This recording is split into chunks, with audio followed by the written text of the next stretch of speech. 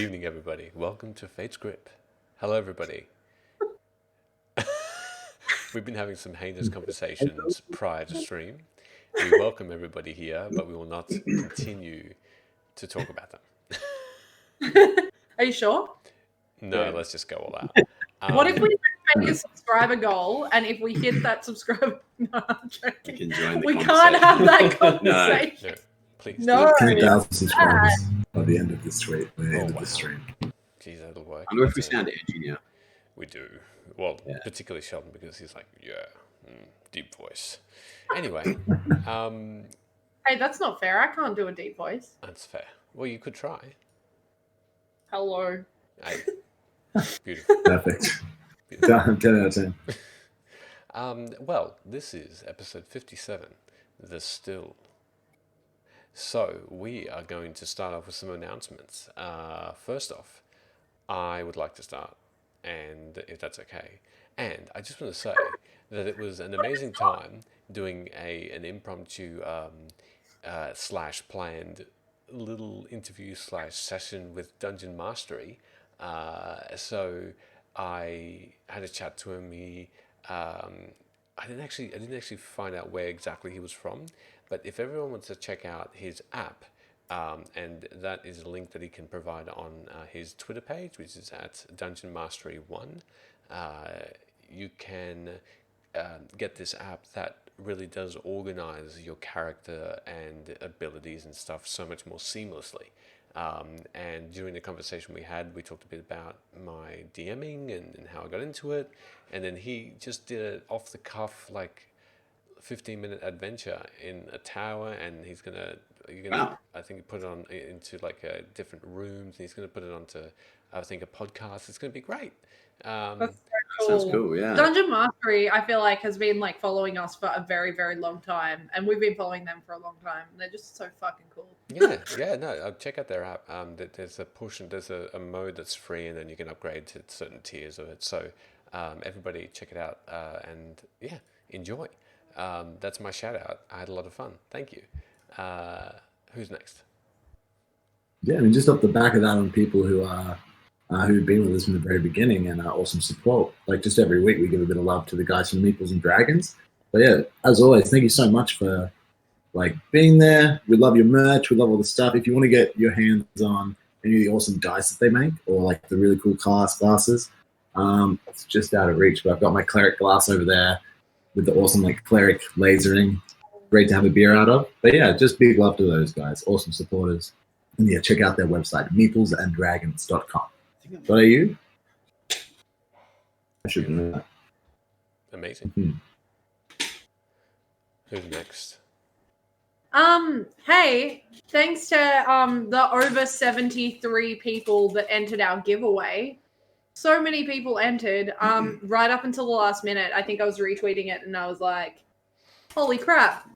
An hour to go," and we were still getting people like slamming the retweet button, following us on Twitch. So thank you. We will announce the winner sometime throughout this stream. So stay tuned to find out. Just because you laughed at that. Octopus shake. That's my dance. Yeah. That's what I look like when you say do a little dance. Do a little dance. Everyone must do the octopus now. Okay. I just wanted to tack on to Sheldon's comment, if that's all right. Who's Sheldon? We know who he is. This is the incredibly cool box that you get that glass in that he was speaking of. There's a lot of high quality stuff here. The camera, again, we've tried this before. It really doesn't do it justice, but these gorgeous glasses. Again, you cannot see any. There is a glass in there, so let's take that out.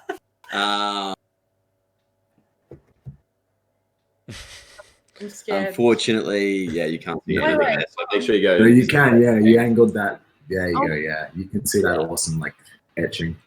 Make sure make sure you go visit the webpage and check out their merch. That's there. Sheldon's It's really glass, so it's okay if it's collateral damage. Yeah. Beautiful. And yeah, we'll be giving away those dice sometime during the stream, so continue to watch us to see if you are the winner.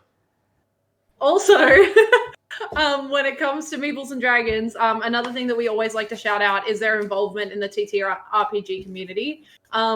They have supported us since the start. They support a lot of streams. I know they support another Australian, Sean Sunday, and Ardent Roleplay as well, if you've heard of these guys.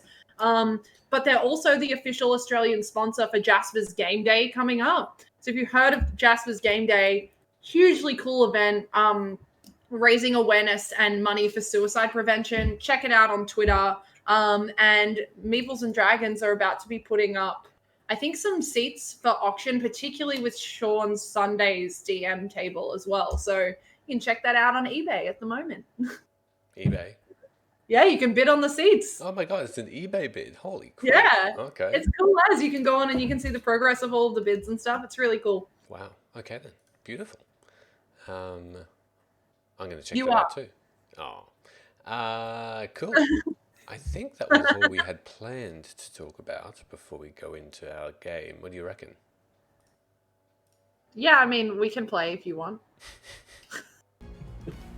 I can play if you want to. We say that so nonchalantly, and every day I think of Michele's life, it's like, oh man, I can't wait until Tuesday. Oh, can you tell us some spoilers? Oh, Aeon Craft shaved off his mustache. Golly. Yeah. Anyway, that's it. That's all I have to say. Good looking dude. Oh, Tell you what. I'm so upset. Mustache or not? His dice have mustache on them.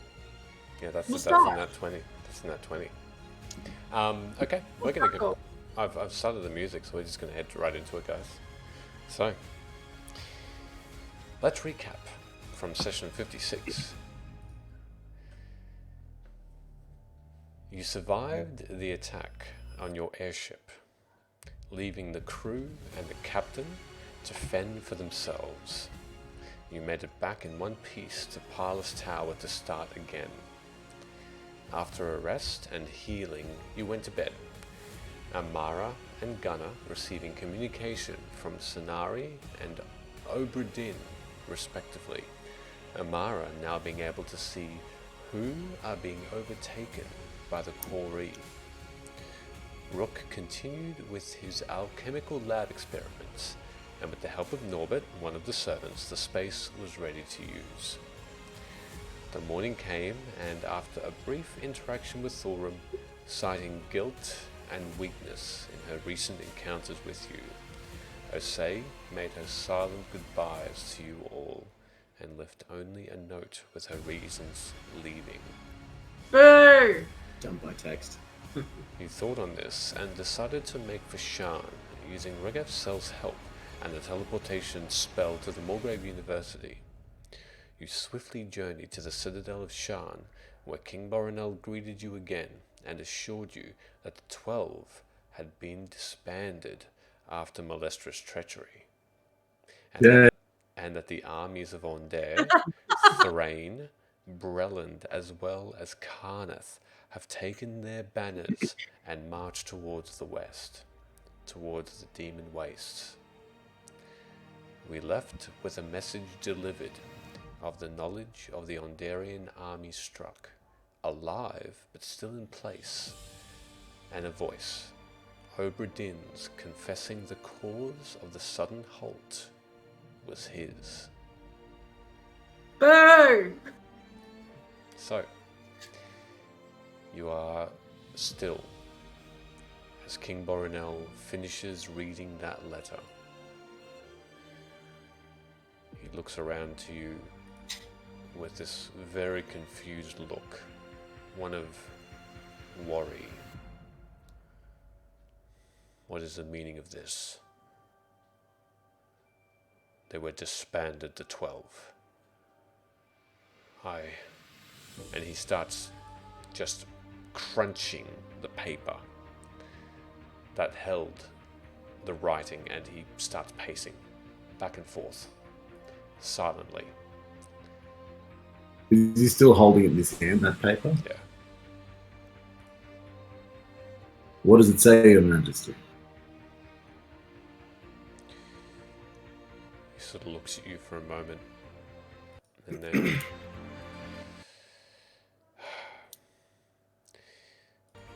this speaks of the army of Onder. They have suddenly stopped traveling, stopped making their way towards the demon waste. They simply are still. They do not move. He sort of looks to the floor and looks around him, just utterly a confused and almost defeated face on him. Oh, why is this happening?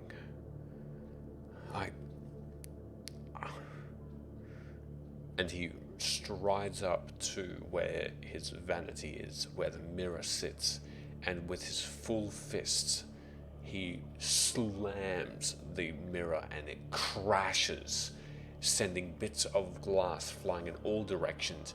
He shakes with his fist and he looks at it, and there's blood covering it, starting to flow.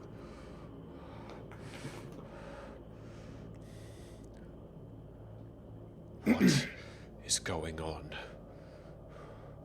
with this? And he just shakes. I go to his aid, if I can. Edo. And I approach him in a way that's not knee-jerk, as in I'm just going to go help him up or anything like that, but in a way where I'm just waiting for him to maybe reach out for support.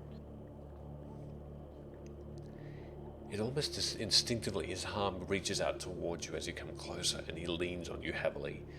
You sort of find it a little bit tough to actually bear his weight. He's putting a lot of his weight on you, as he's almost weakened from the news, physically. I reach in my rucksack. I've got some bandages. I'll do his hand up if he looks like he permits it. And a moment passes where he's almost resisting. He wants to see his anger, but then he resigns to it and just holds it out, waiting for you to wrap it up. I guess silently, I might need to roll a history check here. Do I recall the events of his martial abilities on the field? Make a history check. Yeah.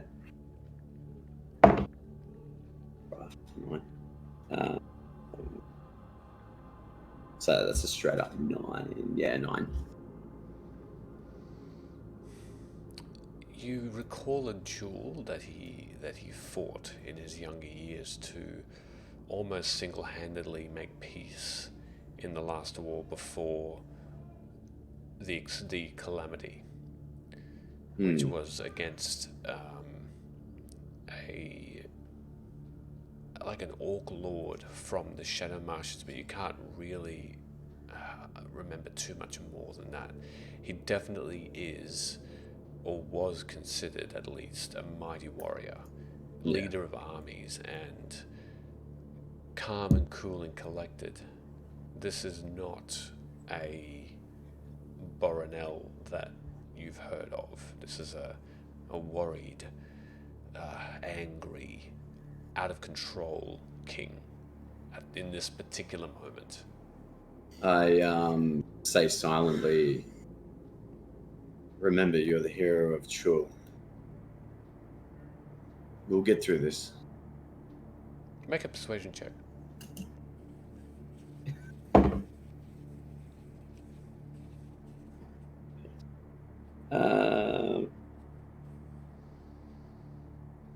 Persuasion? 8 and 12.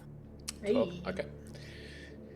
For a moment, it seems like he was about to push you away, just with that comment that you made, and then he sort of grimaces towards you, and you can see that he sort of breathes in and out deeply. Wise words, Rook. He sort of turns to you all now, looking in each of your eyes separately. I'm sorry.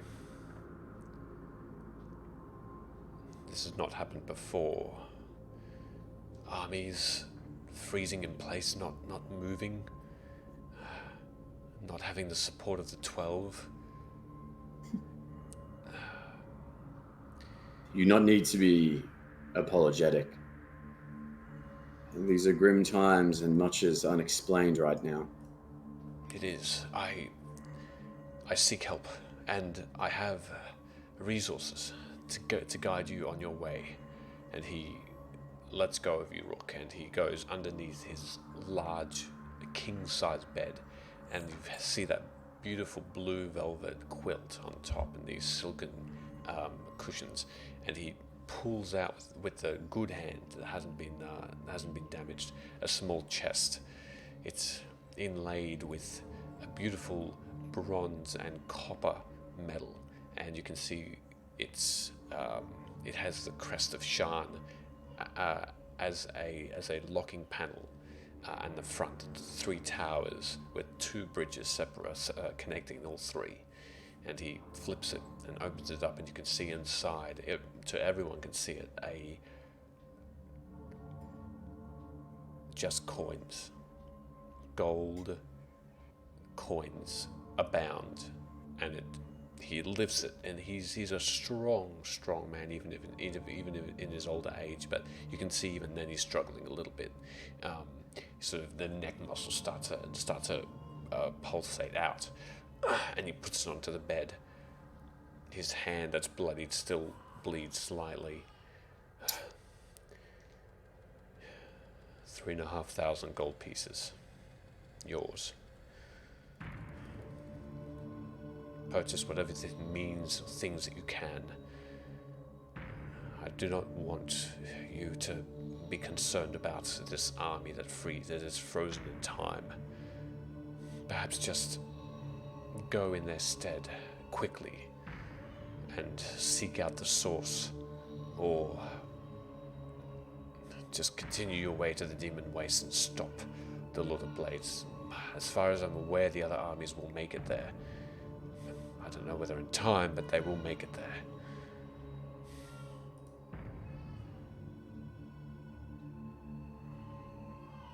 Mara's gonna be at the back of the room, super fucking unimpressed. So pretty standard, actually. Are you hiding that look? No, oh, sorry. You're hiding Am that I? look? Am I hiding that look? I thought you said Rook. No. I mean, I've been pretty abrasive with the king already. I don't mind. He's focusing on you then. Out of everyone, you do seem a bit more sort of standoffish, and he inquisitively looks at you for a moment, curiously, grimacing a little bit as he holds his fist. Amara, you've been silent, as have you, Gunnar, Thorum, and Travago. Speak your minds. I feel like I've spoken my mind this entire time. I don't have anything else to say. Your money doesn't really buy me. Luckily, our goals align. You just make sure that you keep the rest of the 12 in check, and I'll do what is good for me. And my friends. And our gods. And our friends. I ask nothing more. Good. Gunnar, are you not concerned, Thorum? I see no concern on your faces about the Ondarian army. It's as though you have at least not spoken of your concern. Is there something I should know? To you last and told you what I think the best course of action you should take. I asked you to reach out to the temple and to seek their guidance.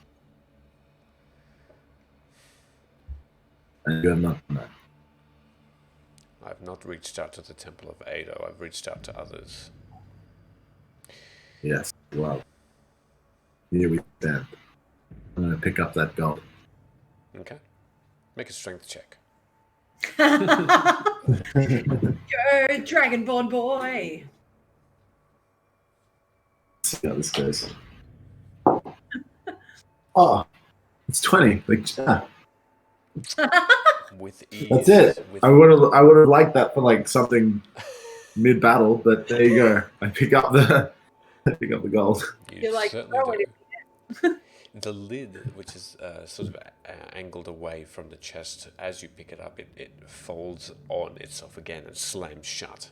You can see that there's no lock on it per se, but there's a metal little sort of coin-shaped piece that flips over and connects with the rest of the chest, and you can see that there's a bit of weight to it, but it's definitely manageable by you. As you did, you also noticed inside the chest there were some rubies, a few small diamonds, and a few sapphires as well.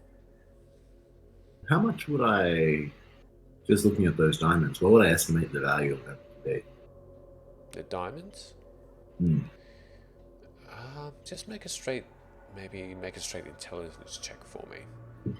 As you didn't take too much time to investigate them yet. 14? Or somewhere in the vicinity of 600 to 800 gold pieces. That'll do. Travago. That'll do. I pick up the chest and head over to Travago. Travago, you have a bag of holding similar to the one that you've seen us use. Am I right? I do. Well, I think I trust you with this mighty purse. Would you mind holding on to it for us? I shall. If anyone needs its contents, just say. Pop it in. It goes in and it weighs nothing as it disappears. I like it. King Baronel speaks up again. Is there anything else you need? I have things I need to do to assess Ondare and their situation. Reach out to them. Let them know that it wasn't our doing either that caused this to happen. I'm concerned it may be another one of the 12. Perhaps it's revenge. I'm not sure. Anything else you need before I take you take your leave? I would ask for one thing. I'm not sure if it's possible. Not another crown, Rook. No. Something that may be a bit more difficult to acquire depending on the person. Is it possible that you can requisition from some of the shopkeepers so that we can freely enter and take what we need for the journey ahead? We are at war after all.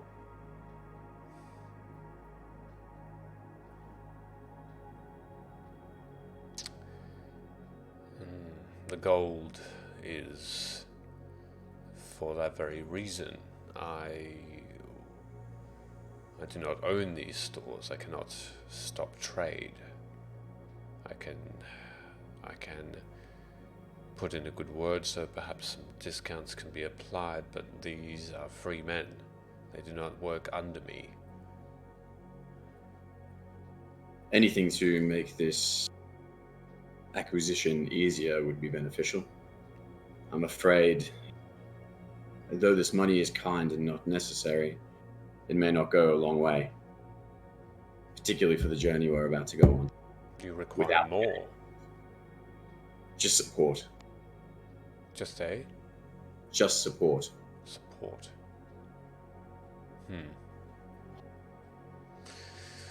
Surely these shopkeepers can understand that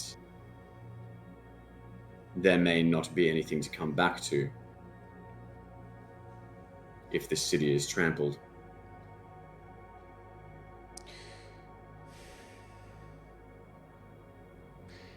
Very well.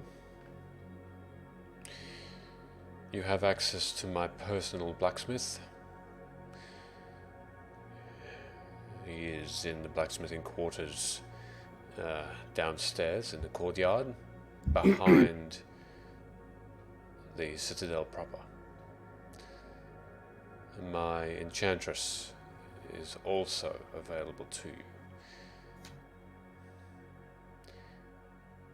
They can offer things, but you'll need to possibly give them an idea of what you need as well.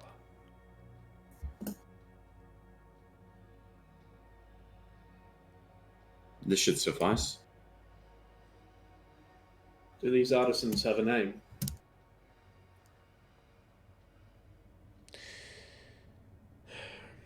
The blacksmith, Leoneri.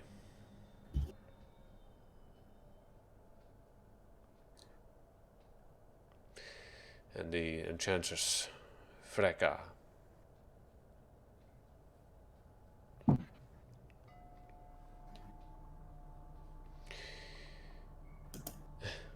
Hey, thanks Aeoncraft for 6 months subscribing with us. Thank you so much, Aaroncraft. That's really nice. Thank you. We Much like you a appreciated. lot, Thanks. especially with the mustache.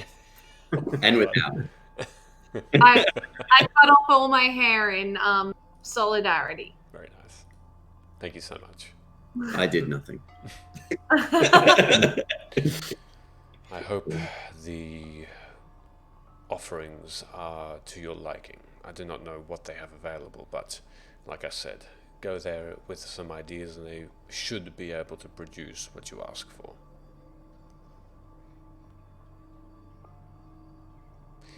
I know.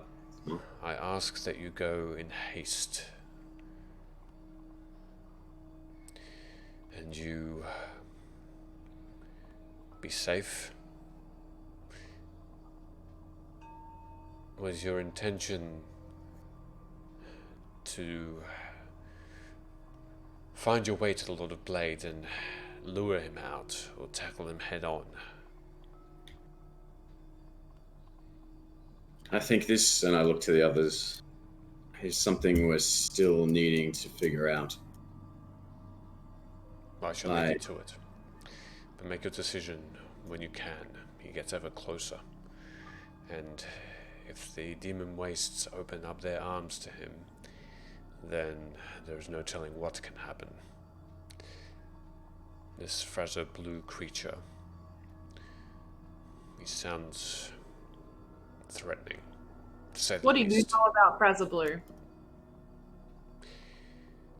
In between commanding armies, these temple visits I have personally taken myself to, I've done research, I've had guidance from them as to understand who he is, what does he stand for, how he lives in Khyber, how his hierarchy works. I've looked into the demon rankings and powers that rule there. I know a lot more than I did only some time ago. Suffice to say, he can weave illusions that can make a simpleton or a scholar see something and believe it for its entire trickery, life. illusions, blah blah blah. We've heard that before. Thank you. Anything that we haven't maybe heard before.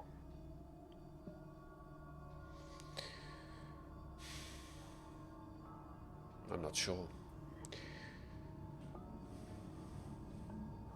Suffice to say, he's dangerous. So, putting a stop to him is utmost, as you well know. I feel like you have taken what you can from me. So for now, I bid you farewell. Seek out Leoneri or Freka as you leave, and be well. I will be available to communicate to, as I was not before I understand. But I was simply inundated. But I thank you very much for your contributions here. We are all looking at you and relying on you.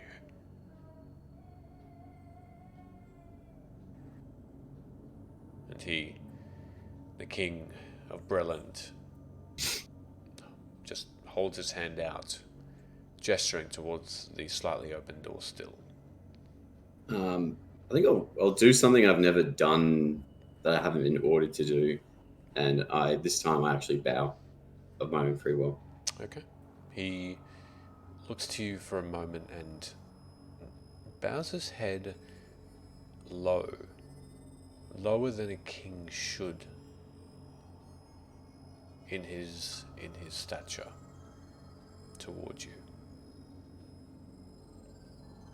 I'm going to very sarcastically and over the top and patronizingly curtsy and be like, "Your Majesty," as I leave. Okay. So it gives you a curt nod in your direction, but you only barely see it as you leave.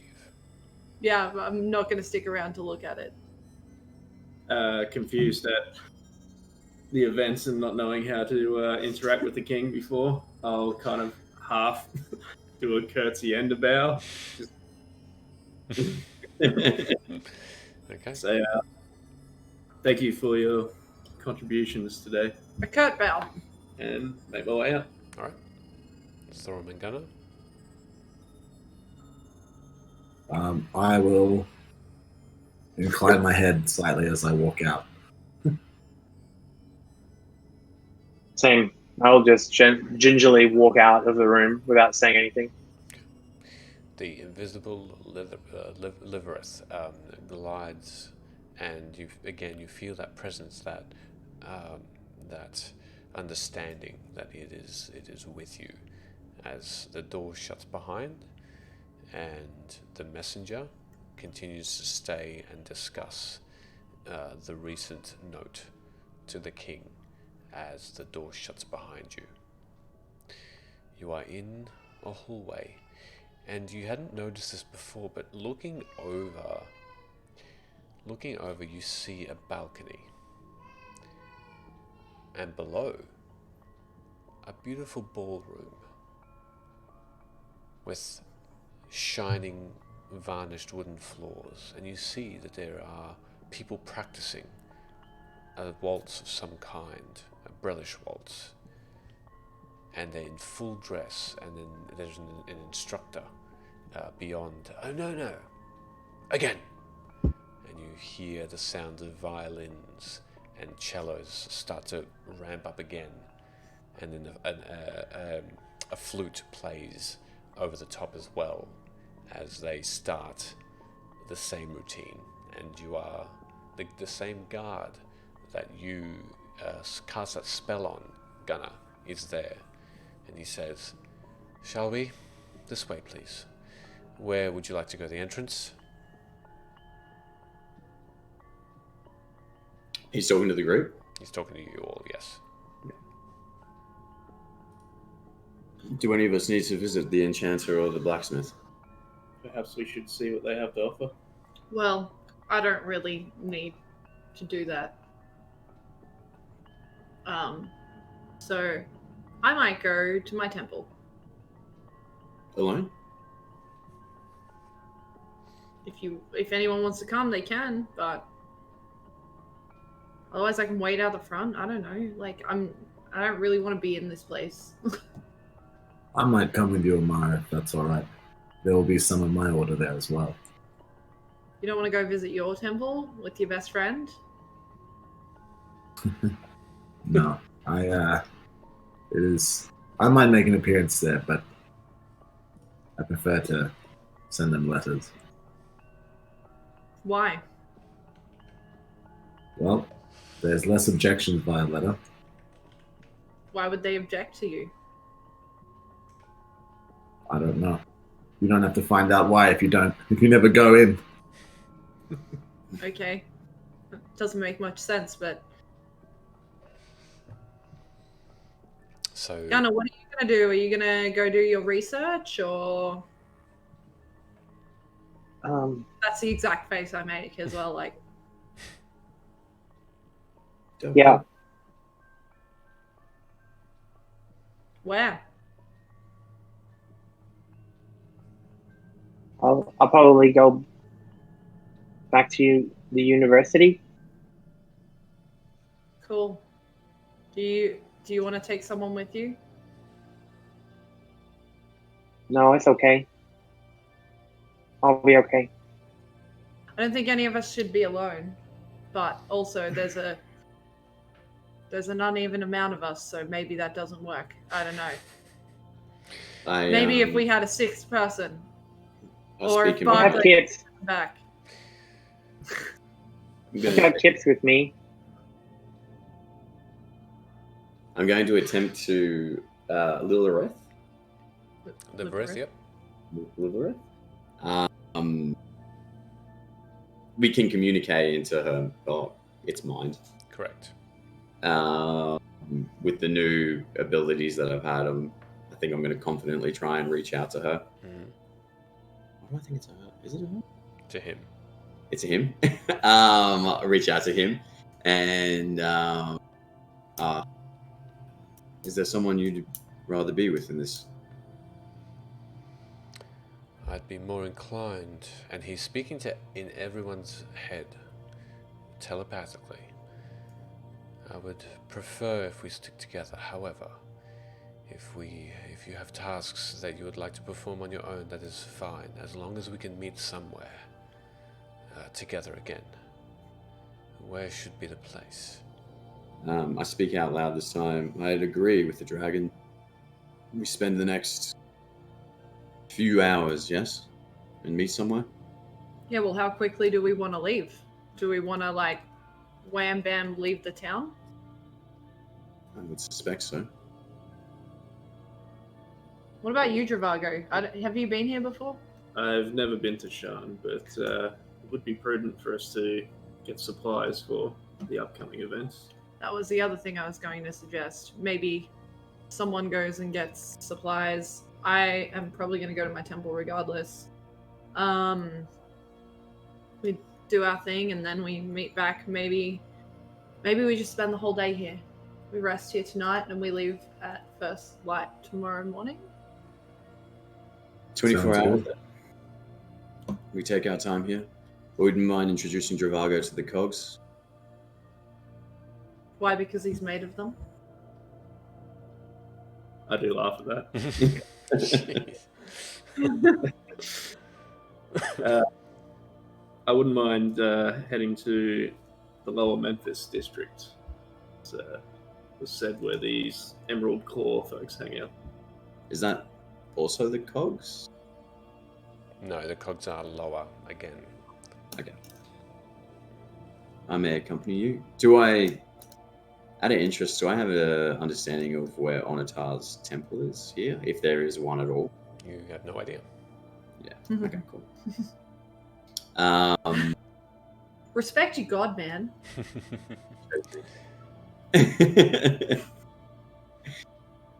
All right, so Thorum, you're going with Amara.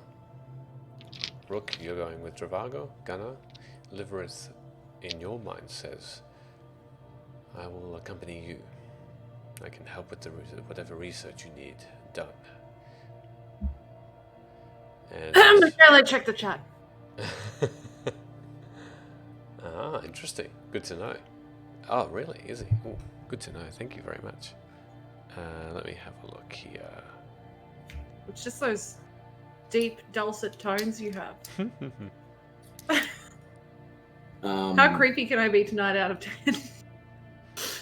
Before we break up, I turn to Gunnar. Gunnar, are you okay? You've been rather silent for quite some time now.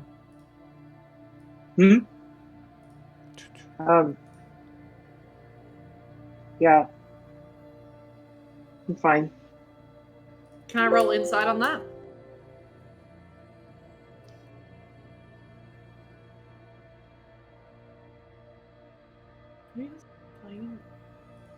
Testing. Interesting. So I'm going to take that as a yes and roll inside on what Gunnar said. Yeah, you can do that. Can you still? Oh, I see. Okay. Yes, please do. Big. Very big. It is an 18 plus 7. So it's a 25. Okay. Are you trying to deceive Gunnar? What was your total? 25.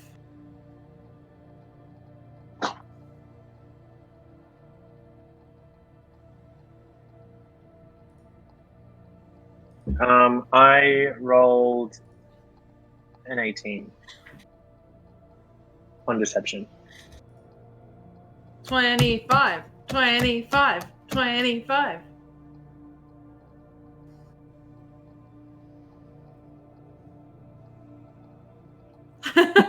We'll just sit here. It's fine. Well, what do you feel?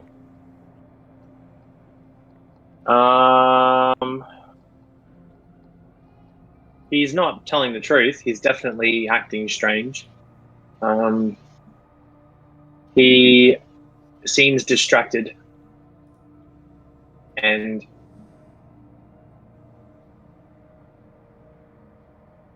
confused, maybe conflicted. I'm going to say in Gunnar's mind, so you're just not going to tell us how you really feel now, or?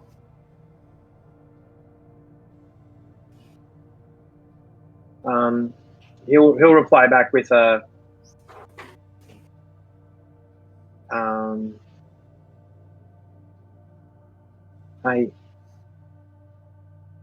I'm just I don't know.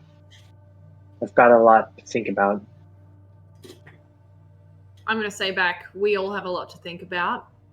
We've always all had a lot to think about, and it's getting harder, and I get that.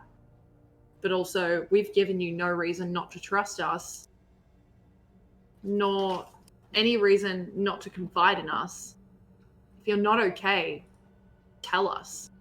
I don't want you to turn into the next person to disappear into the fucking night.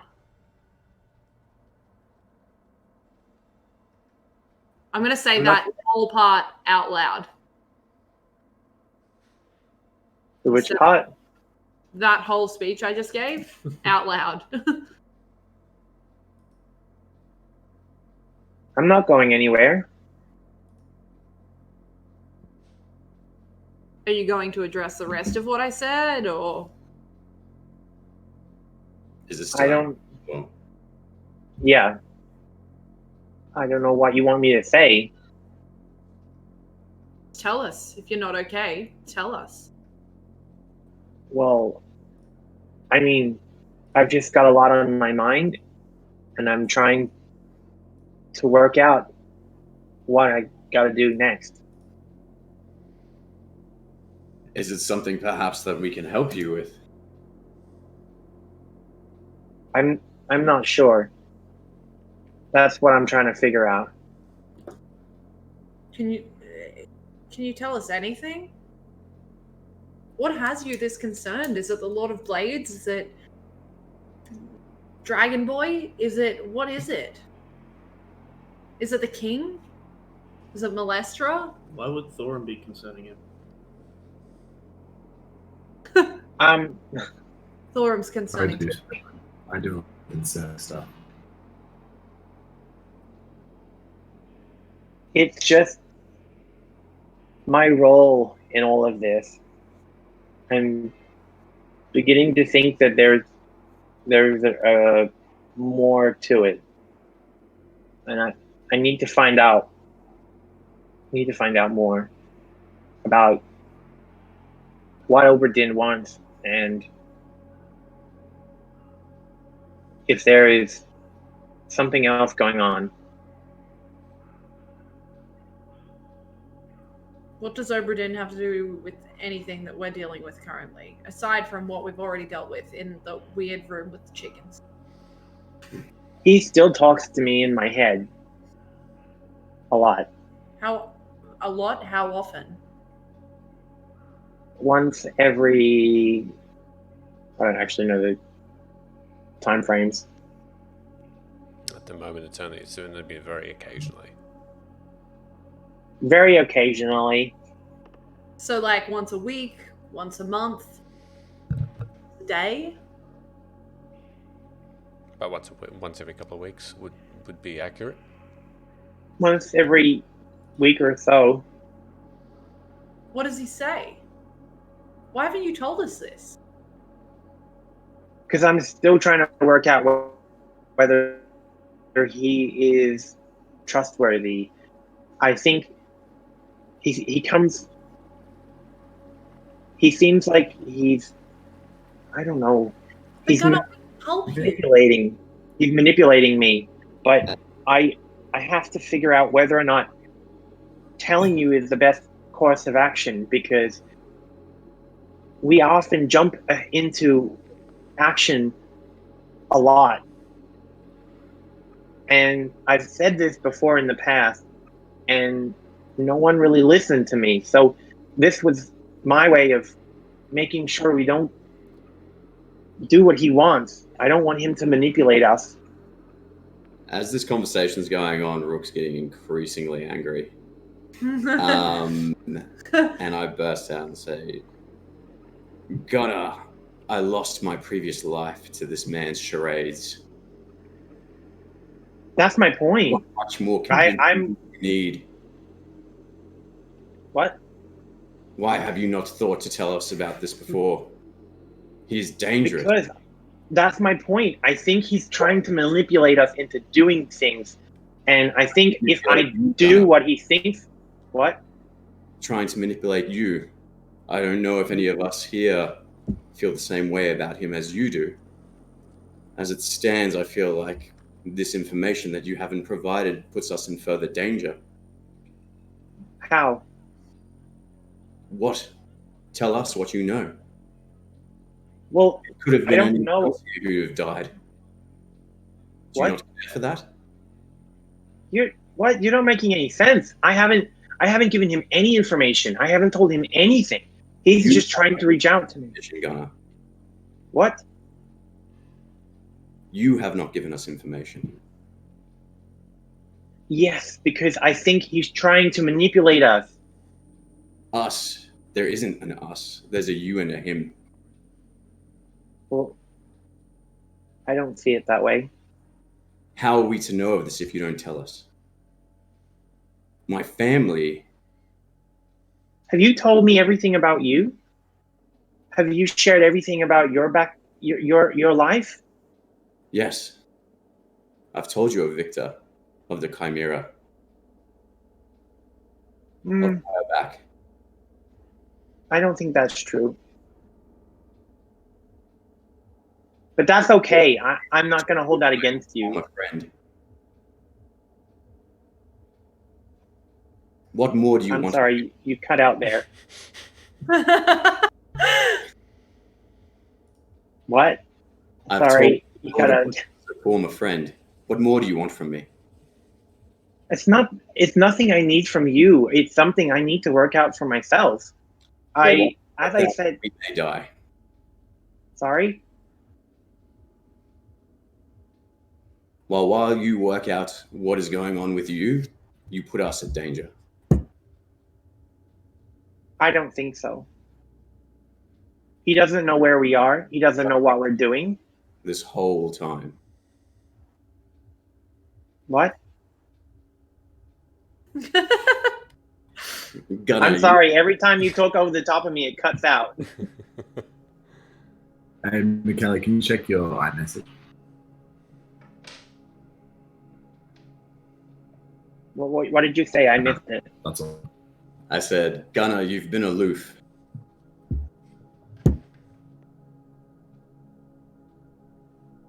Yeah, because I guess I'm distracted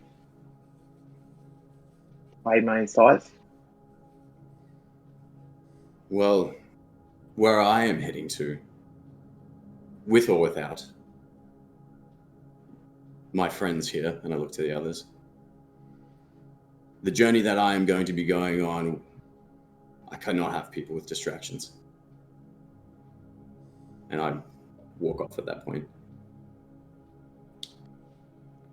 I'm gonna walk over to Gunnar and I'm gonna pull out a very familiar ring, one that might remember betrayers to count, and which has the unique properties of blocking the user, or at least helping them resist, from my experience, telepathy, etc. So I'm going to give that over to Gunnar and say, whenever I need some assistance blocking an outside source, I want some privacy from those who can reach into the mind. I look over at Mara, just sideways glance. Hey. I've used this. You might find that it can give you some quiet when you need it most. I can do that already. Wow. Thank you, though. Well done. Keep it as a reminder. I'll still give it to him. Okay. I'm gonna wait a moment until like everyone's silent or like not really saying anything. And then I'm gonna look over at Gunnar and I'm gonna say, I didn't mean to start that. But you and I feel like since the start of our journey, we've like always bonded, right? I thought we told each other pretty much everything. I feel like you know a lot about me, and I feel like you know how I feel with this entire thing. Every single time I let someone in, something happens. They're evil, or they die, or they fuck off. And that's probably why this hurts a little bit. Because I want to help you. I want to support you. I want to be there for you. But I can't do that if you don't tell me that you're not okay. It's not that I'm not okay. I'm just trying to figure things out. And I thought I was doing the right thing. And I don't want you to think that I'm telling you that you're doing the wrong thing.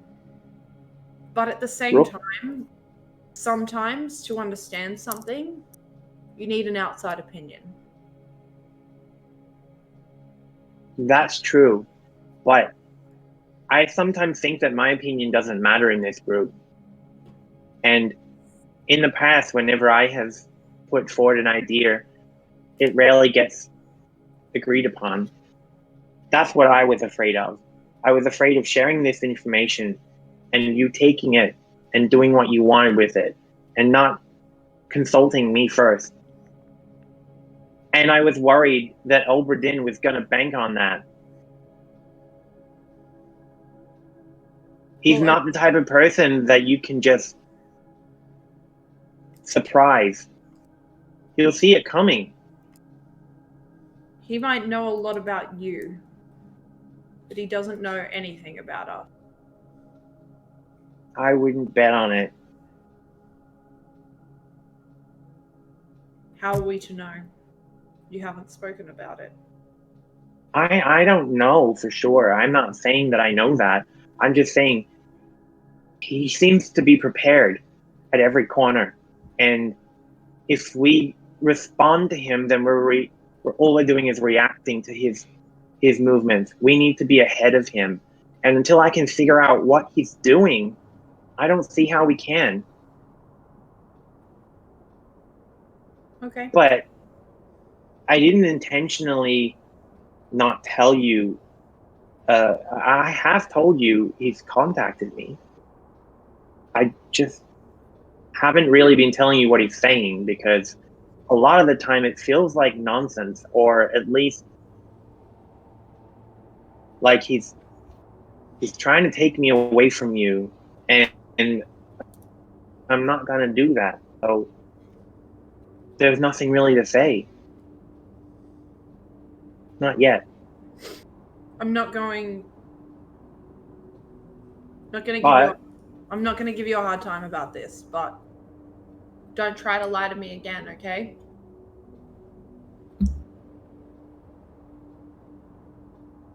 Okay. Insight! No! And then I'm just gonna I'm gonna walk up and I'm gonna say, I'll see you all tonight. Wait. There is more. This is what I'm afraid of, and you have to promise you won't do anything. I promise. Okay. Thank you. Insight check. I want to check if she's lying to me. Are you trying to deceive? No, I'm not trying to I'm not trying to lie. I'm just hesitant. Do it And anyway. I wouldn't be trying to hide that either. That's Okay. not something I'm trying to hide. Yeah. Mostly because I think... Actually, no, tell me what your fucking insight is and I'll tell you more. 23. Yeah, I think mostly because... Like, you know Mara really well. If it's something really bad, she's probably going to want to do something about it. But she won't. She just will really want to. Okay, so I don't know if you're going to be able to sit on this, but he said that he's responsible for freezing that army. Let's talk it now. And he also said that I have that ability too. Interesting. I can do that on a much smaller scale, and I can only when I'm nearby. I Could you don't know. freeze me? Like right now? Sounds like a bad idea. Yeah. Uh, Don't do it, but could you? not right at this second, but I could. Yeah. What does that mean? Well, I have to prepare my spells each day. I have to. No, sorry. What does... Me being frozen, what does that mean? Is it for a certain amount of time? Do I have to... Is it kind of like what happened to Fulram and Rook in the byways? What is it? No, I can't turn you to stone, but I can hold you in place. Like tenderly or... No, it will be like every... I mean, I don't really know. I've never experienced it for myself, but I know that I can, with my mind, I can stop people from moving. Gonna.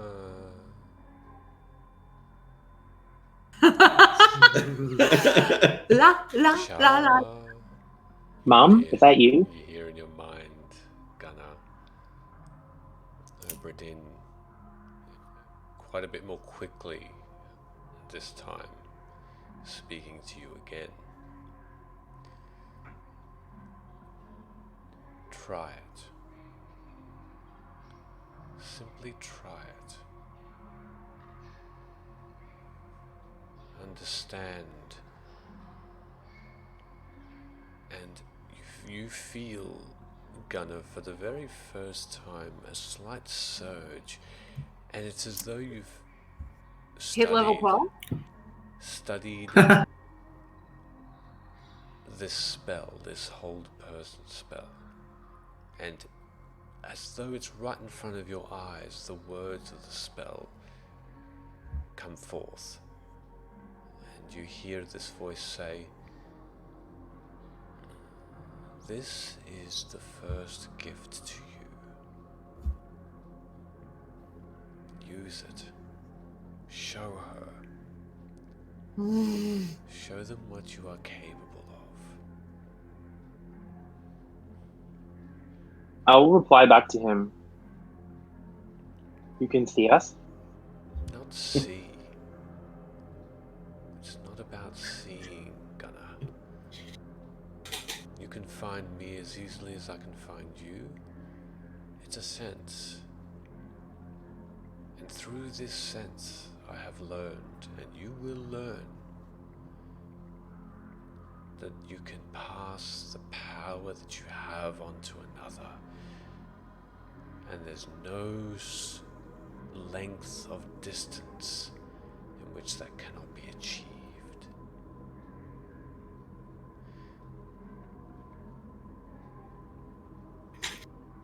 So, Now, just to clarify, at this what am moment, I At this feeling? moment, you feel like you have regained Hold Person as a spell.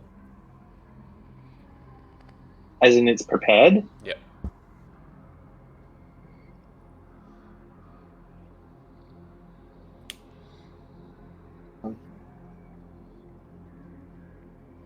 You want me to try it?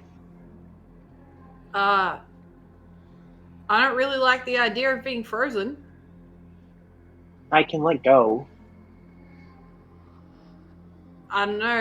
You just said that you didn't know that you could do it, and now you can. That's a little. No, I definitely could do it. It's just that I hadn't prepared it, but it sort of just came to me.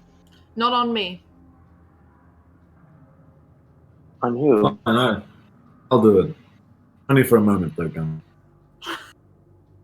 Yeah, freeze the cleric. It's a good idea. Okay. I'll produce that gnarled-looking wand thing, and it will point towards your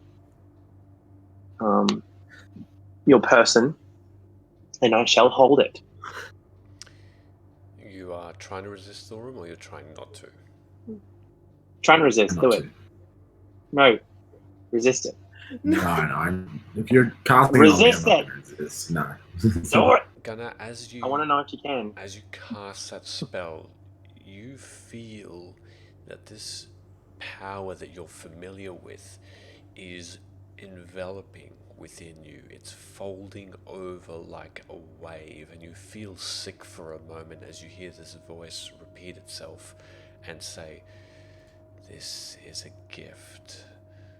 Look, sense it, see what it can do, see its potential." And you find that this spell continues and builds further and more powerful than Hold Person is as its own low casting ability, and you unleash this spell on Thorum. Where are you? You guys are still all on that balcony at the moment, aren't you? Yeah. You haven't. I need. Yeah. How far did you walk off? Yeah. I don't know how long has No, this that's been. it. No, you just walked a little while, then stopped to discuss. I need Dravago, Amara, and Rook to make wisdom saving throws, please. Oh, I get advantage While on that. Thorum, you Not you. feel yourself become Oh still. no. Oh no. Hold me. Hold me ever so tenderly. Tiny gun. It's a 4. 4, It's an 11. 11. Who rolled a Did 4? he- Oh yeah, Dravago. What did you roll, Rook? Oh, he did need to roll? I told him Yeah. not to. No, you Oh, do. my bad. Ugh. What is it? Wisdom save. That's a wisdom saving throw, 16. Nope. So you all find that even though Gunnar has targeted Thorum, you all feel yourselves become rigid and unable to move at all. In the words of NVCDM, this is not a gift at all. Thorum, you expected this attack, so you just prepared yourself, but Amara, Dravago, and Rook, you all suddenly frozen, and you are just there. And you see around you, Gunnar, the guard is not moving at all. And you see the dancers below in the ballroom all 7 sets of couples are still TPK. in their beautiful dance, and the instructor is also frozen. And you hear in your mind, it takes not the word of a book. You can research Gunnar, but it is something that is passed down, passed and taught. Is this you? This isn't me. No, Gunnar, it is you. You are doing this amazing feat. You're performing the art. I'm simply allowing it. I'm simply an observer. Do I believe him? Make an insight.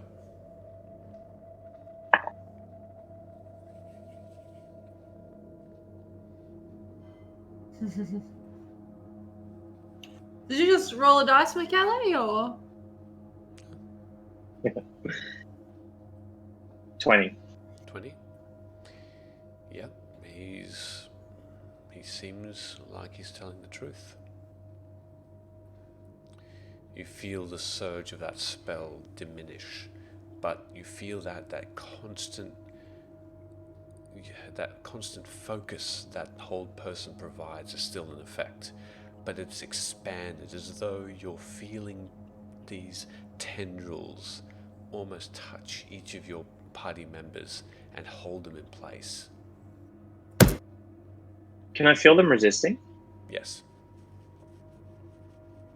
Do they get to make another saving throw? No, not just yet. You have a go Okay. first. I have a go for what? You do what you want to first.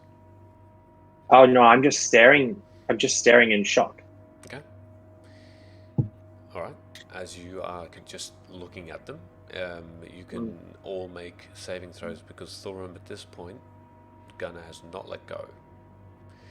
As he Do I said he notice? should. Can I see from my peripherals that the rest of us are frozen? Make Are we all a perception check. Are we all making wisdom saves again? Yes, please.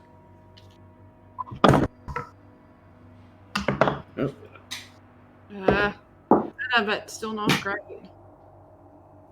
Well, I I'd mean, say 17. 17. 5 for me this time. 20. So that was my perception, 17. Yep, meets beats. So all but Rook, you feel yourself unfurl from this psychic attack of just stillness, and you just break away from it. Rook, you are still there. Gunnar. I will flinch and let go. Rook, you only half a second later feel yourself break away from this spell as well. And you just breathe. How far away am I then? You are only a few feet away from each other. So the conversation, okay, so a few feet, not more than 5? No. Well, but about 5. About 5. No. Naughty. I say, what the fuck, Gunnar?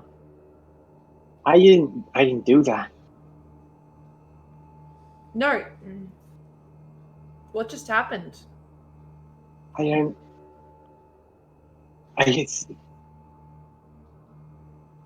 think Obradin gave me power, but I don't understand how. I don't like this guy. So- the right gunner that he has. I was only Gone. directing that ability at Thorum. If I was only a few feet away, would I have heard the conversation that that Thorum accepted Gunnar to cast the Yep. spell? Yep. Okay. Sit for a sec. This is Go on. the Thor. timing of this is too convenient. Right as we need That's- to stride into the center of an army, He gives you exactly the spell to do it. Oh That's my my god, point. Thorum! It's like you were reading my fucking mind. I thought I could only. Well, I can speak in your mind. We could freeze a lot of blades before we get there. Or freeze everyone Or- around him. Or as you said, it's too convenient. These are abilities that I have had, but not to this extent, and I don't think that it's me. I mean, he says it's not, but I just can't believe that this is me. I'm worried that maybe he's gonna, I don't know, gonna do something, and we're not gonna be prepared for it. I fear your old master much more than I fear the Lord of Blades. He is gone. Sorry. No, you finish your sentence. He's persistently displaying powers that we did not think he was capable of. After hearing everything there, I turn increasingly angrier.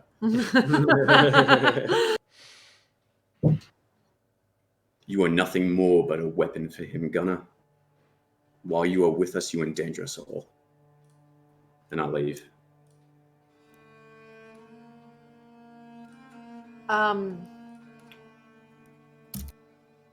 Well, I think we all need some space. I'm gonna go to my temple. Bye. And I'm just gonna walk off really awkwardly. Okay. I should catch up with Rook before he gets too far, but Gunner, hopefully at some point we can help with this. Try to catch up with Rook. I'll say, as he's saying that, I'll be like, yeah, we still want to help. But I'm walking away. Okay. Amara, should we meet at your monastery after? Maybe. I would like to see it. Yeah, come meet me there. Okay, bye. Well, Thorum!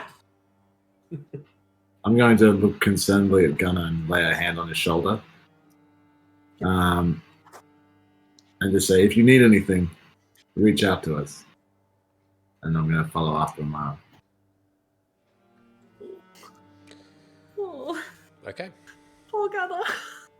As everyone moves away from the door to the king, kind of you hear in your mind, they're not concerned. They're not even impressed that you have power to change the course of your journey. Why are they angry at your power, at your ability? I have unlocked the key, Char. I did it from such distance. Imagine what you can do simply by yourself.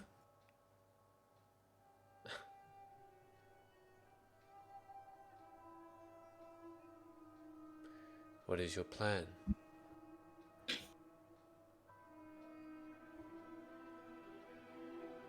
I need time to think about this. Do. It cannot be Please don't easy. talk to me anymore until I contact you.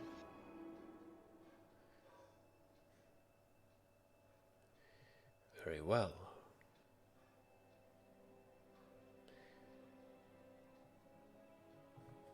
And the communication. Am I on a balcony? You are, and the communication cuts off. With the robe that I procured, the eyes, I can see Frivolous, Levereth, yep. Frivolous, yeah. Even when he's invisible, correct? Mm-hmm. What is he doing? He's curled on the balcony's like Balustrade? railing, yeah, the railing, the balustrades. He's just observing you, looking at the party leaving. In your mind, he says, "Is everything all right?" It hasn't been for a while, but maybe soon. Are you coming with me to the library still? I'd be more than happy to, yes. Okay. I'm just going to cast Fly on myself, and I will just beeline from where I am straight to the university. Okay. As you cast that spell on yourself, Liverith catches up to you quite quickly. In fact, goes a little bit ahead as you descend the stairs and go back the way you've come in the Citadel. You make it down to the main entrance of the castle and out across the bridge and into the city proper. You are in Upper Central, and retracing your steps without a hassle, you make it back on a cloudy day back to the Mulgrave University, where you see it has not ceased in its busyness. Hundreds of people, Kalashtar, dragonborn, human, half-elf, they're all ascending and descending these stairs, going up and down this university, this library of knowledge. As you make your way up, you make it into the main foyer. There's a bit of a line there. You can see that you're probably about 10th or so, waiting to be, I guess, served and then taken whichever direction you'd like to go. And the line moves ahead at a fairly quick pace. You look around and you feel a bit of cold in the air. It's a bit breezy outside, and the doors continue to stay open as the wind follows you in. And you eventually get to the front, and this very short older gnome female looks over this counter with these several lines of spectacles. It's sort of like a tube of different lenses. Yes. Where can I direct you to?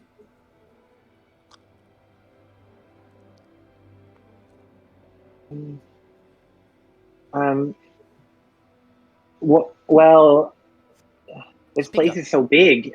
It's quite massive. I've never been in here properly before, so I actually don't know.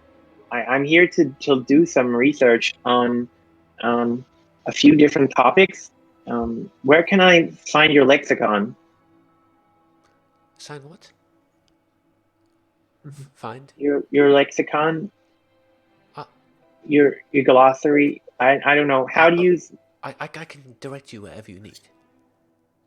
And wherever you go, in whichever section there is an orderly of sorts that can guide you elsewhere. Okay. To other parts of Mulgrave. Are you looking for books? Yes, books.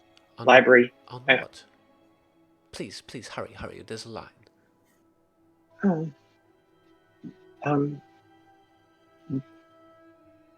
Have you ever heard of someone called Obradin?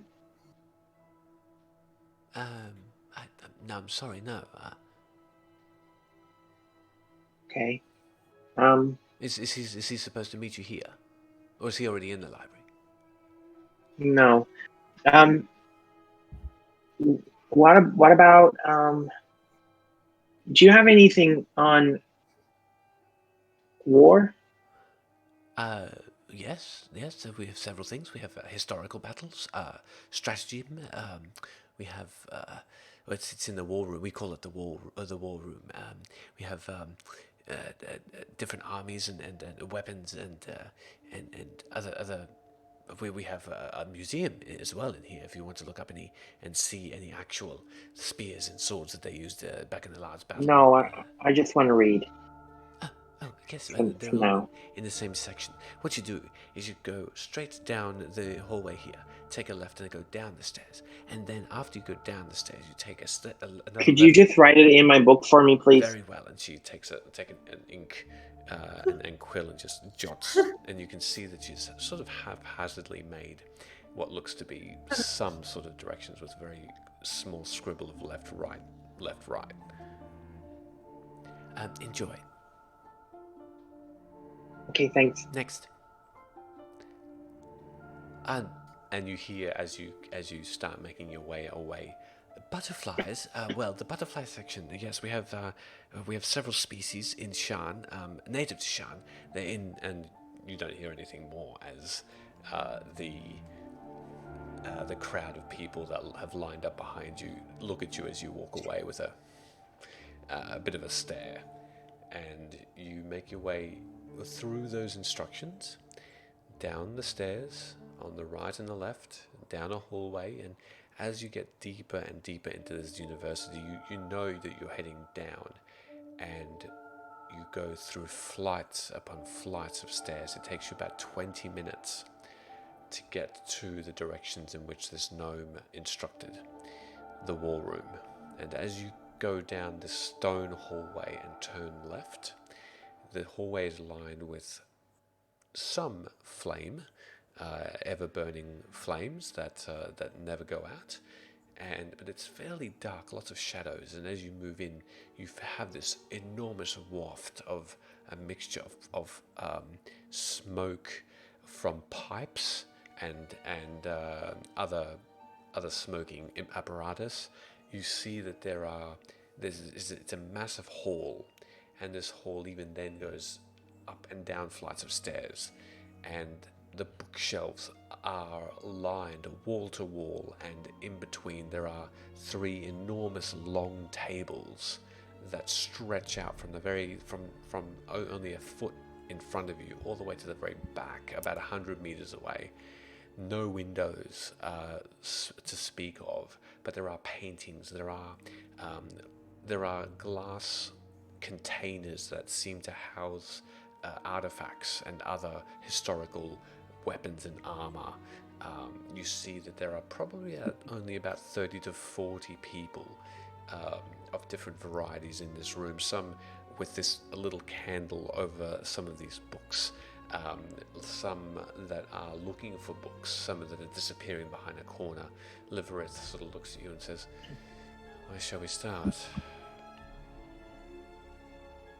I don't know. I've never seen a place this big before. What are you looking for exactly? Well, I think it's probably a good idea to know what we're getting into. We're going to fight Warforged, and kind of want to know more about them and how they fight. I could guess what to expect. Very well. And Livereth flies away, invisible still, and looking like he's starting to search. Make an investigation check if you want to start looking Hey, yourself. Kips, can you help? I can go my own way if you like.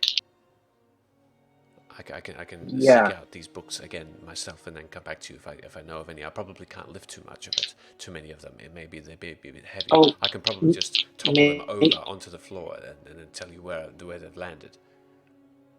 Maybe just look and then come find me if you find anything. Very well. Strategies, Warforged, yes. And you can see that this small drake flies up and around one of the corners. You watch as people are looking at it disappear and just go back to their reading. Okay. Looking for my investigation. Mm-hmm.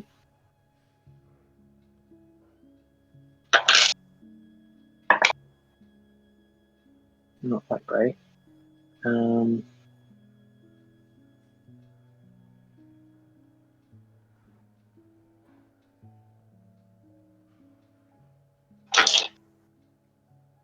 Uh, 18. No, hang on. 19. 19. Okay. Mhm. So, you find 3 books initially as you rummage your way through this librum library, and one of the 3. And the first is titled Warforged, Metal or Man? And it has a depiction of a embroidered Warforged, very generic looking on the very front of the cover. It's a red covered book, and it's probably about it's a fairly large book, probably the size of your head, and it's probably about several hundred pages. Lots of it, as you flip through, have pictures. This book describes the just opinions about Warforged and how they fit into the world of Khorvaire and the achievements that they've done on their own accord and through their masters. Some of these books do depict battles, and you see that for the majority, the battles that have taken place with Warforged have simply been a head-on rush towards the enemy for the most part. When they gained sentience, they became a little bit more, a little bit smarter, and some of these Warforged became commanders in their own right, and they had different strategies in fighting Karnath and the undead that were pitted against them. Some of these strategies are things like the pincer attack, flanking, very basic but effective maneuvers like that, using terrain to their advantage. So as the war came to an end, they became smarter, they became more, just strategized. That's that book. Another book that you find is called The Strategies of the Gnomes in the Last War. And this didn't seem to stand out to you, apart from the fact that it did also depict a Warforged on the front that is being built in the moment and frozen in time by a conglomerate of gnomes behind it. It's very well painted in a purple bound book, similar in size, probably only about 100 pages long, and this talked about the failures of the gnomes and the in the eyesight of Breland. So this is a Brelish author, that the gnomes just weren't very tactical in their moving of the Warforged, in their strategy against their enemies. And the book also describes a little bit about how the Warforged are made as well, where they get the resources from, who got the ideas. It mentions people like Merix II, the House Cannith in total, how the House Civis, part of Zalago as well. And then the last one is Breland and Ondare, and the Warforged is the title of the third book you find. This one describes in detail more about the strategies of the Warforged that they used, because they only really have the reference of the last war to go on, because since then there haven't been any heated, pitched battles of Warforged only against other faculties. And similarly, they do talk a little bit about the different ways that the Warforged overcame their enemies this time. This time they used cavalry, they used archers. They didn't just go head on into these different forms of weaponry. Some people dabbled in magics, which didn't go very well apparently. There's a maneuver called the envelopment, a defensive offensive maneuver, from the high ground instead of low ground. You know, they started to learn all of these things, and thus your reading continues. He's well read. Travago and Rook, where are you off to?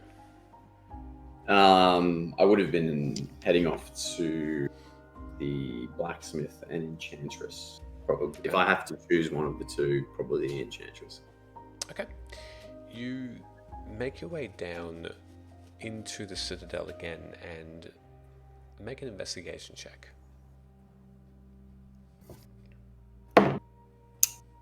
Jeez, not big rolls. 7. You are instructed as to where to go, but you get lost and you find yourself in what looks to be close by, but more like a barracks, where you see a lot of the Brellish soldiers proper and the guards of the citadel seem to be prepared, and one of them just looks at you and says, "Hey, you're not allowed in here." Thank you. I'm actually not supposed to be here. Is Travago closing in, or He's out of with you. interest? I'm still looking irritated. The king has given me good orders, but I've appear to have lost myself in thought. I'm looking for the enchantress and the blacksmith. Yes, and the guard says, I'll just take you. And I turn to Travago. Is there one that you wish to see first? Either or. So, you seem to know the battle requirements of the party more than myself. If there's anything we could pick up for our companions, I'd be happy to visit either. I pause for a moment. That trinkets you're working on. Perhaps the blacksmith? A jeweler would be better suited. Perhaps there's something in the chest that the king gave us that might assist, but if I was to see a blacksmith, I'd be inquiring about just mundane gauntlets. Would be an article I'd be interested in. I turn to the guard. Are they in the same area? similar courtyard. Yes, follow me. And Perhaps the blacksmith. Thank you. this long black-haired guard, middle-aged, all human and very, very wrinkled from just a life in the sun, it seems, walks and shuts past you as he gives you a bit of a huff and walks along the corridor and goes downstairs again. And it doesn't take you too long then to find your place as you exit what looks to be underneath the castle, down another corridor and then out into sort of an open-aired courtyard. And you look up and you see that this section of the castle is walled off. You're not quite sure as to where level-wise you are, but looking out you see just a sandy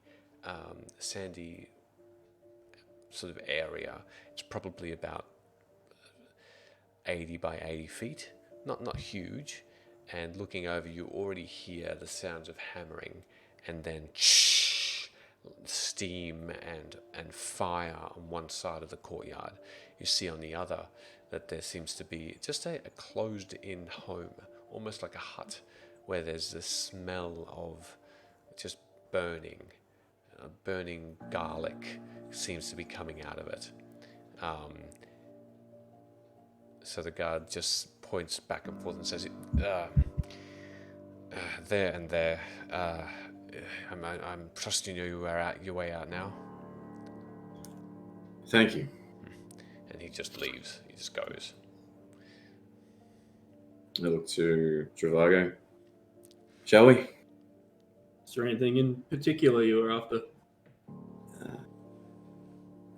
No, just any kind of support that may aid us in our journey.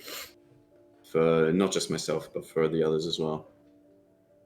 And I kind of like when someone's super frustrated, they kind of like pull at the bottom of their clothes, trying to reconstitute their demeanor or humors. Travago watches me kind of arrange myself as we approach. Okay. So which one are you going to first? Last one. Shall Or Enchantress. I'll let you make the decision. we see what this Leonet has to offer in case the Enchantress can then later imbue it? Mayonnaise, this is fine. And, Leonaise. and you head over to the blacksmith. Chippy mayo. An open forge. This pit in the very center. You see that it's the pit, sort of almost half outside of this shack.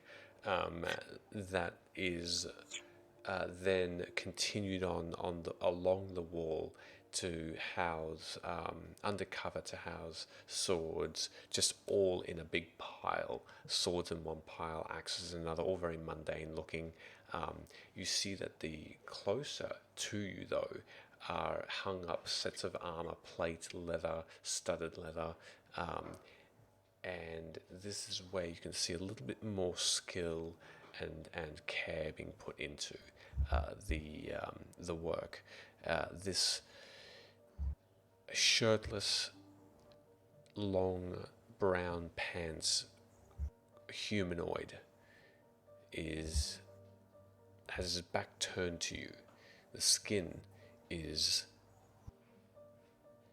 just a browny green, muscular and cut up. You can see scars all over it, but above the scars are just jungles of hair. You can see just black hair all over the back, and you can see the little crack in his just below his back. Say crack again. Just this crack just below his back, and the trousers are just a little bit too loose, and you can see these huge muscles that make up his arms just start to hammer again at this sword as he swiftly turns back, and hammers again with this extra large tool. And as you approach, he stops back to you, and with a grunt in common, he says, "What?" Is Leonet Blacksmith. the blacksmith? Yes. I got that wrong way. What? What? Hello, good sir. He turns and you can see that there's these 3 or 4 huge fangs of a hobgoblin that jut down from his face. You can see this face is just covered in these long black hairs that go back into his skin. His hair is like a almost afro of black as well. Yes. We've been speaking to King Borinel. He speaks highly of your skills and your wares. I see. We are due for some battles coming up soon. I was wondering if we may peruse your goods. Please, feel free. From what I've seen on the racks so far, quite high craftsmanship. Is there anything you're particularly proud of yourself? I suppose, and he, with his large hand, takes down what looks to be a just one-handed this chainmail, which it covers the entire body. So you sort of step into it to put it on. It's almost like a onesie, and he says, "This has only come back 3 times. I've had to repair it thrice. Unfortunately, those that were in them were hit elsewhere, but each time I improve it. I'm very proud of this one." He puts it away. He then brings out what looks to be this helmet, and it's a helmet that's all metal. It looks like plate mail, and it covers the shoulders as well, and it ends in these tassels of chainmail. And you can see that there's a triangular visor that goes up and down, a little hole for breathing space, and just all one color, all silver, except for a little jewel right at the back. And he says, with Frekka's help, I have acquired this helm, which deflects any missiles that might be coming towards you that you may not be able to see. I'm particularly proud of this one. That would prove useful. Why do you ask? Are you here to purchase? Perhaps. For myself, I was hoping you might have just a pair of maybe ornate but mundane gauntlets. Now, what kind of metal would you like them to be? I have several different varieties. Something flashy. Well, Something to show off. full plate mailed with spikes it is. And he Edgy. crumbles over to another pile that's in a big barrel that you couldn't see what's within it. It's almost right at the back of this place, and he pulls out what looks to be tied up with leather together these quite large, oversized, almost ogre-sized gauntlets that are spiked haphazardly. You see these bits of metal go off in all directions, and he brings it over and just plonks it on a spare table next to you. These, were you after enchanted or not enchanted? I have one of each. Just the mundane would do. Mundane. Well, and he just looks between you and Rook.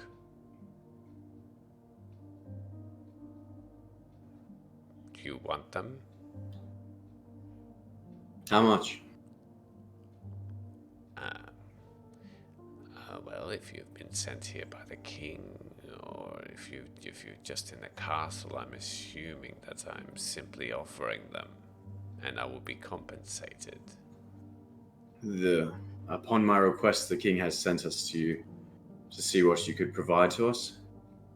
I see. Well, he hands them over to you, Dravago. These are mundane plate gauntlets. That works for me.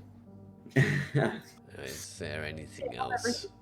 Or do you want me to show you some other things I might be able to offer? You seemed interested in that helmet. I have other things. I wonder, I struck a deal with the king quite some time, and you serve him personally, yes? That's correct. Yes, I provide him with the armor he needs to go into battle. I'll be providing his armor a new set when the time comes. Out of interest, did he ever bring an axe your way? He did not. Why? No matter. We have some companions with us as well. I'm not sure if he's mentioned them to you before, but we are a part of the Five. No, I've heard of you all. Very famous, infamous sometimes, but otherwise, your tasks have been legendary. It is an honor. Then we are the ones you may be equipping. So,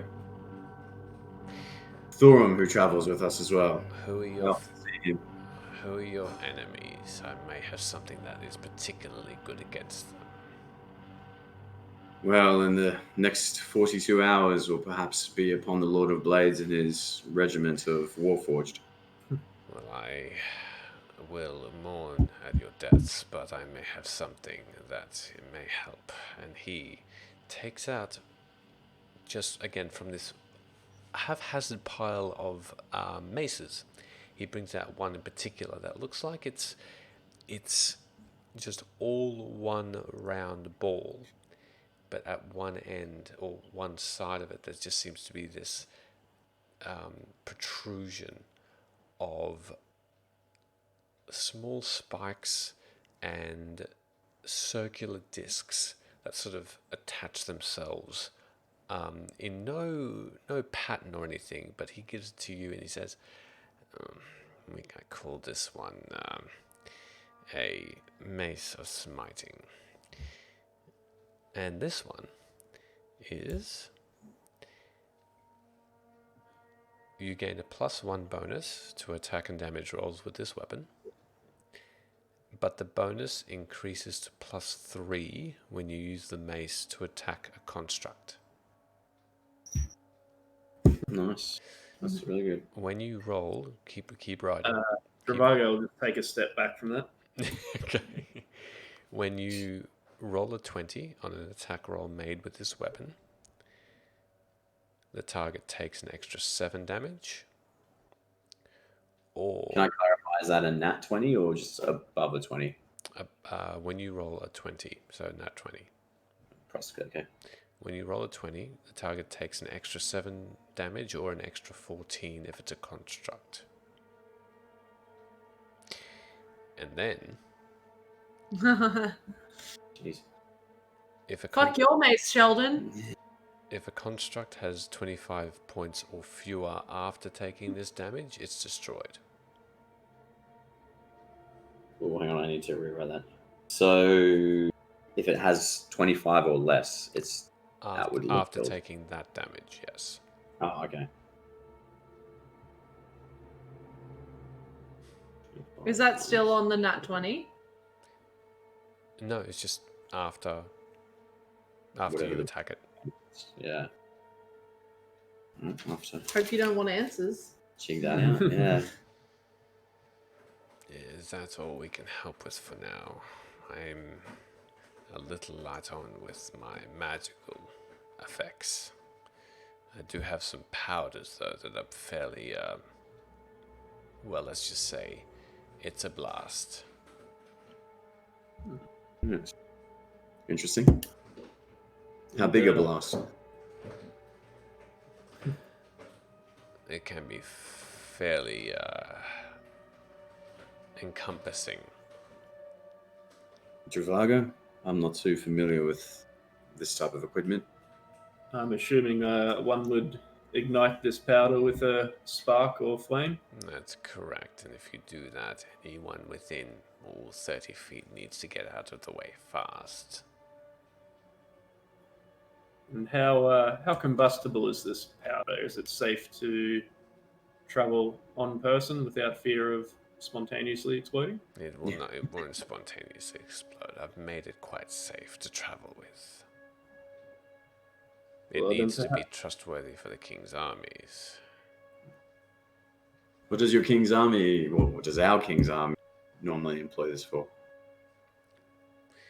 The flaming catapults. Some heavy equipment. Do you find this useful?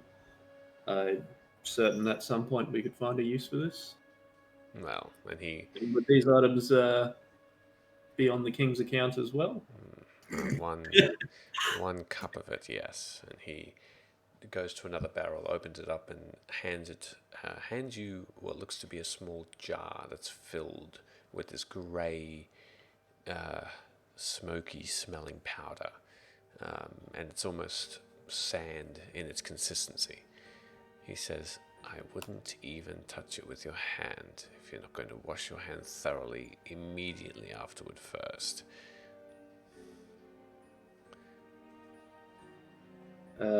And do you have a vessel to transport this in for He's us? given you like a closed jar.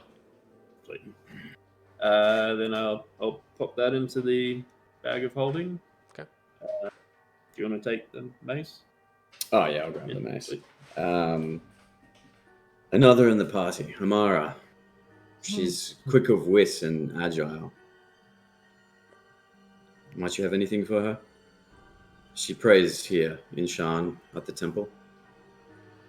A monastery, if you know of them. It might be better to ask the enchantress.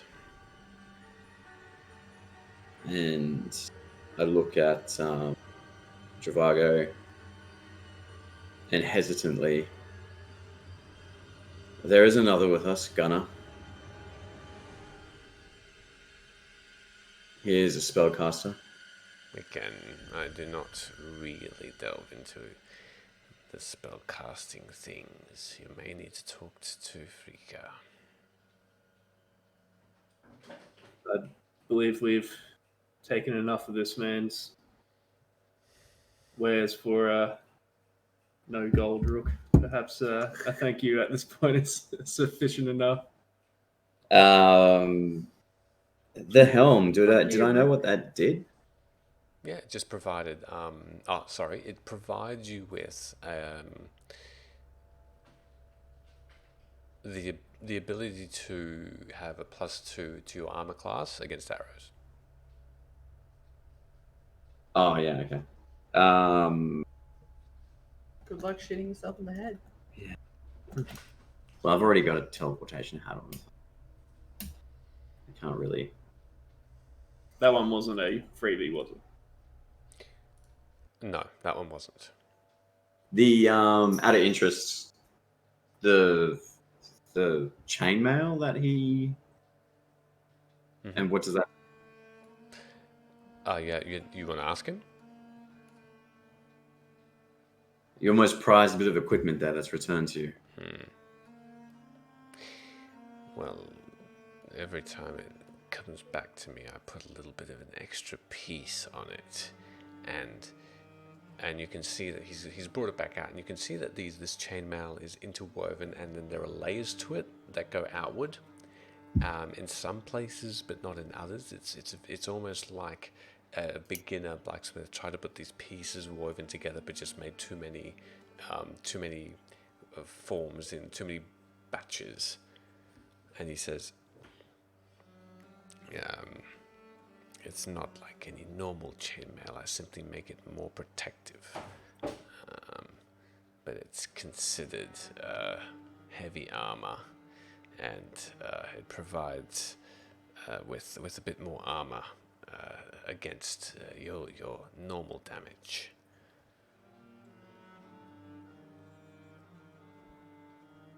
Would I, just to RP this, because I'm not just going to take it off of him if I don't need it. From seeing what Thorum normally wears, his full plate, would I have an understanding whether or not he would benefit from this? Good question. Let me find out for you. Give me just a moment. Do you want me to roll on something? No, that's all right. Only one moment, okay? Yep. Not two. I've got it. I got it already. So, Oh, wow. chainmail normally provides you with 16 armor class. Thorum, what do you have plate on? Yes. I do. Yeah, cool. You're Wait. right. Something like What was that, sorry? You've got You're plate at armor, and you're at Yeah, I've AC, got plate armor. and you're Yeah. AC 19. AC 20. AC 20. Chainmail. This particular chainmail would provide anyone that wears, heavy armor, with a base of 19 AC, which is one more than plate mail. Yeah. So if he's just not going to benefit from it, I'll leave it. He'd benefit by getting an extra +1 armor class by wearing this armor instead of his plate mail, because plate mail is 18 base. Out of character, Thorum, your armor class is 20, yeah? Yeah, currently. Yeah. And then, So but 18 of that is taken But by my plate base, yeah, is my plate. Okay. So you will.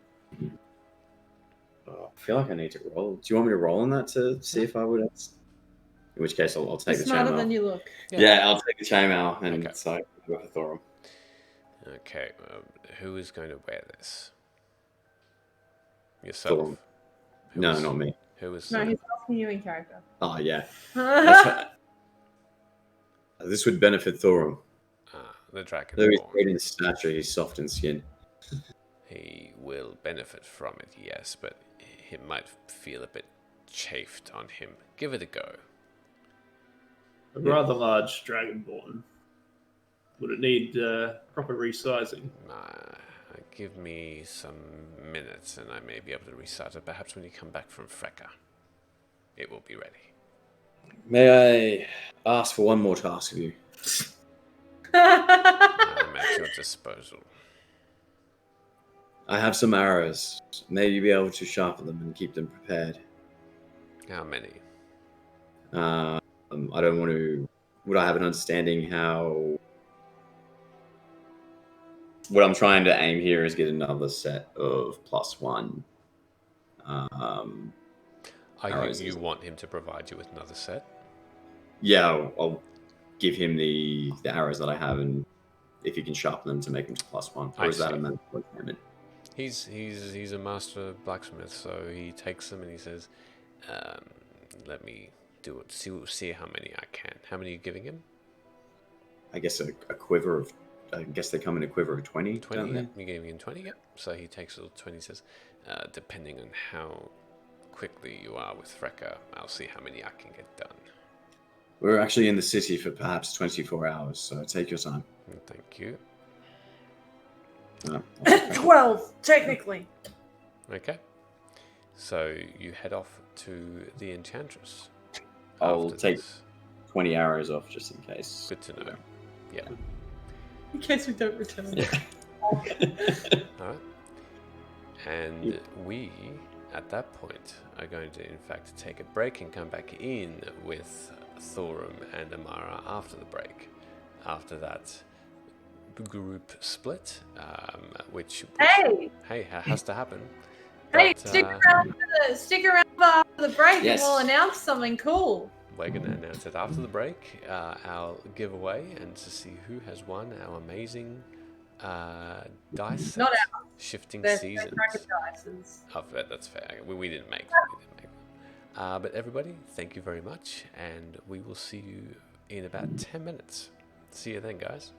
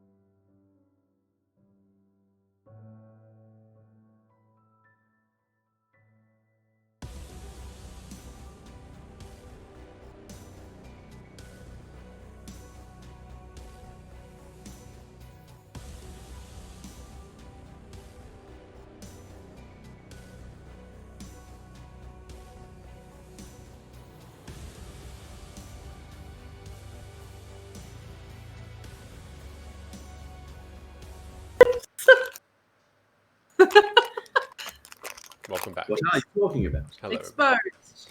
So, we have a giveaway to give away. What are the what's the prize? So, you could be the lucky winner. Yeah, Michele, you could be the lucky winner of this set with this ginormous D20. Part of their legendary collection, Kraken Dice. And there's a double up of the D20s, and there's some D6s, and there's a D2, and everything is awesome. They roll really good. I just rolled a 16. I just rolled And an an 18, which is better than I've ever rolled in this entire campaign. So this is courtesy of Kraken Dice. They've been so good to us. We have had dice coming out of us since Coming out. coming out of us since we started this campaign. Stop eating the dice. Yeah, why are you eating the dice, LA? What are you doing? Oh, that's Chocolate. it. Anyway, we had over 70 entries for this giveaway. It was huge. People were scrambling all over each other and fighting and stuff. And we had a winner. Someone bought a trident. What? There was a storm giant there that we stole the trident from.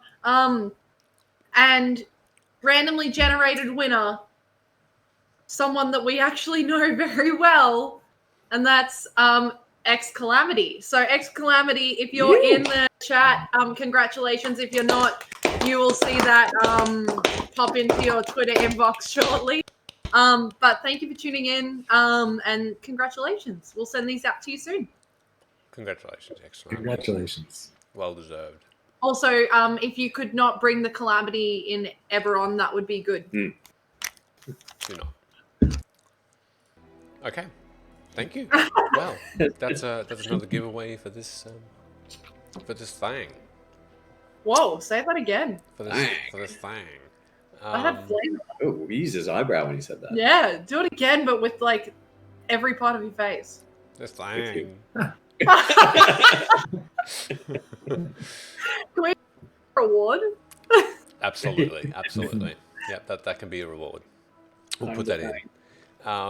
Okay, back to it. So, as we delve back into Shan and hone in on Amara and Thorum, going back to your temple, Amara, are you making a beeline, or are you going to do you want to do anything on the way? I would have done that weird awkward speed walk that people do when they just want to get out of a situation, until I felt like I was far enough away and that Thorum wasn't getting left behind, and then I would just slow down to a good old mosey.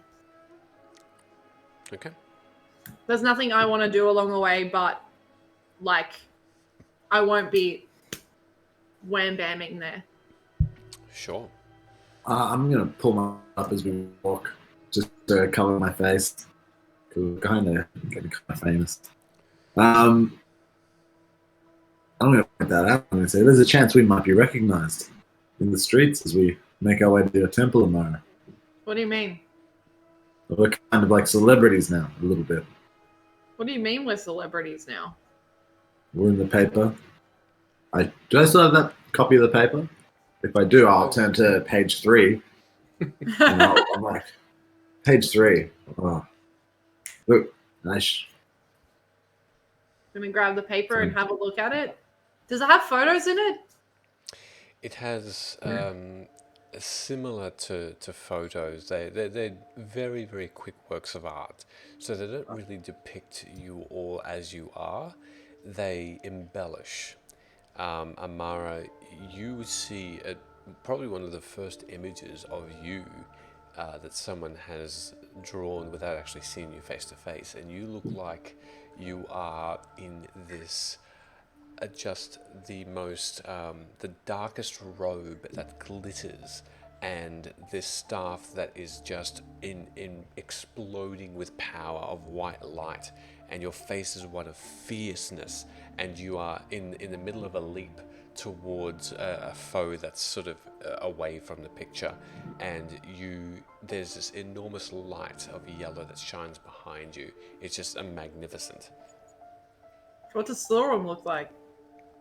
Thorum has this mace, but it's a mace that is curved and goes out in two sort of heads, and he's holding it with two hands, and you can see that he's depicted with both arms, these enormous muscly arms, like about twice as large as his arms are, but his scales are like almost yellow red as well as they shine.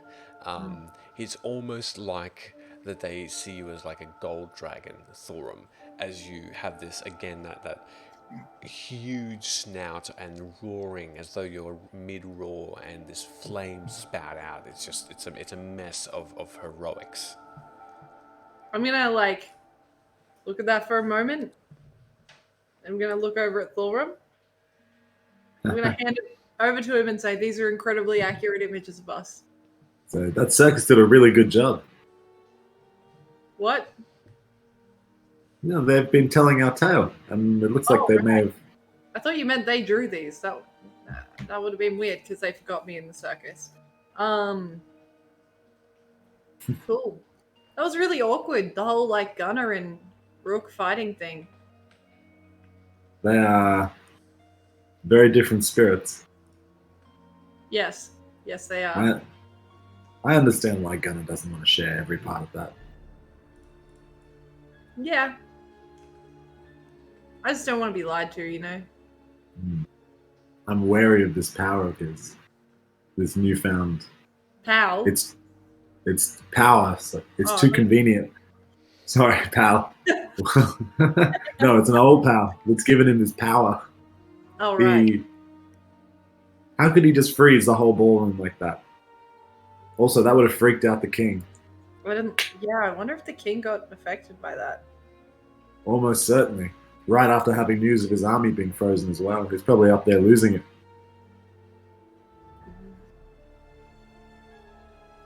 Yeah, maybe we should have... No, fuck the king. Yes, I agree. Not literally, but yeah. Are you sure you don't want to stop by your temple? I haven't been there before. No, we can go if you wish, but... No, I don't want to go. But I'll stand away while you visit. We teleported here, so it was very fast, but there's a chance that... I don't know how Osei may have traveled here, but there's a chance that she is there. And I don't know if now is... I agree. I don't feel that now could be the right time for a reunion. That might be better for more time to pass. Also, when I arrive, I like to arrive with good news. And in the time since I left, the Celestial I left to guard has been destroyed. And we have lost the city that I had the temple dispatch riders to. So I would rather return later on with good news. Yeah, they're probably pretty angry at you right now. Yes. Maybe you need a new god. No. Maybe you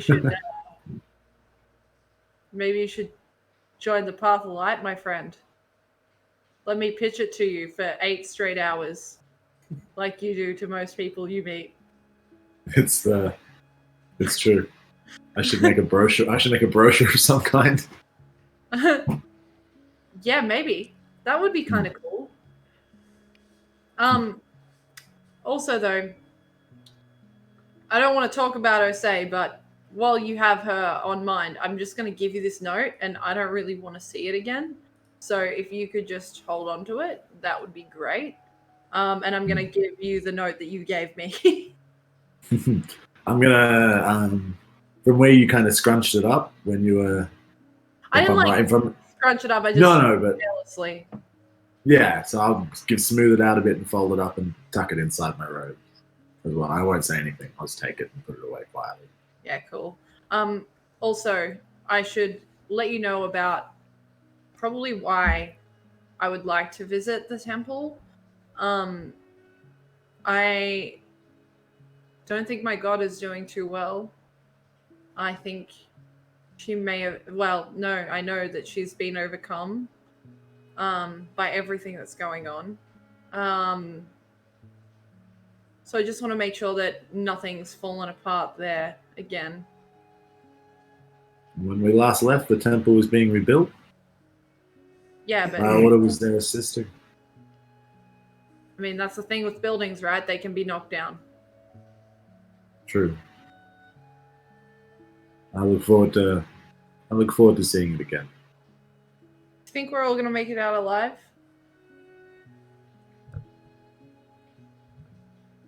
Do you mean generally in the end or out of your temple? No. Hey, I laughed. Amara definitely fucking laughs. Yeah. No, I mean like in general. Like the Lord of Blades is a big thing.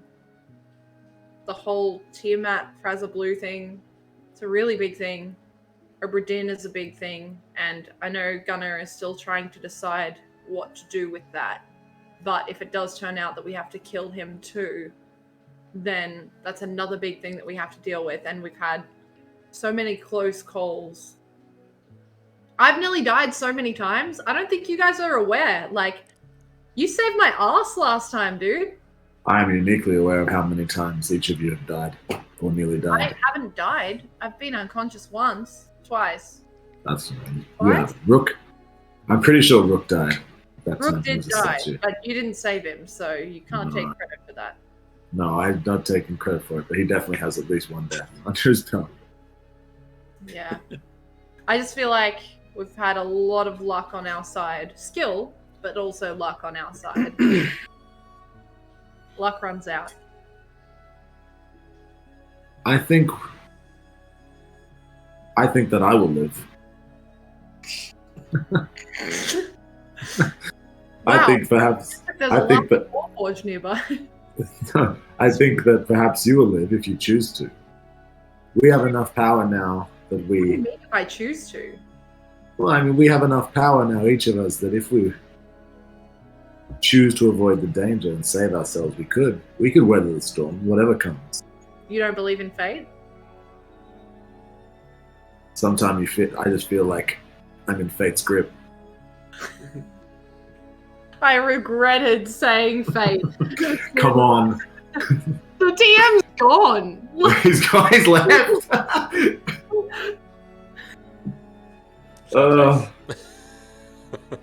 I think there are a certain amount of things that you can control, Thulrum, and sometimes surviving isn't one of them.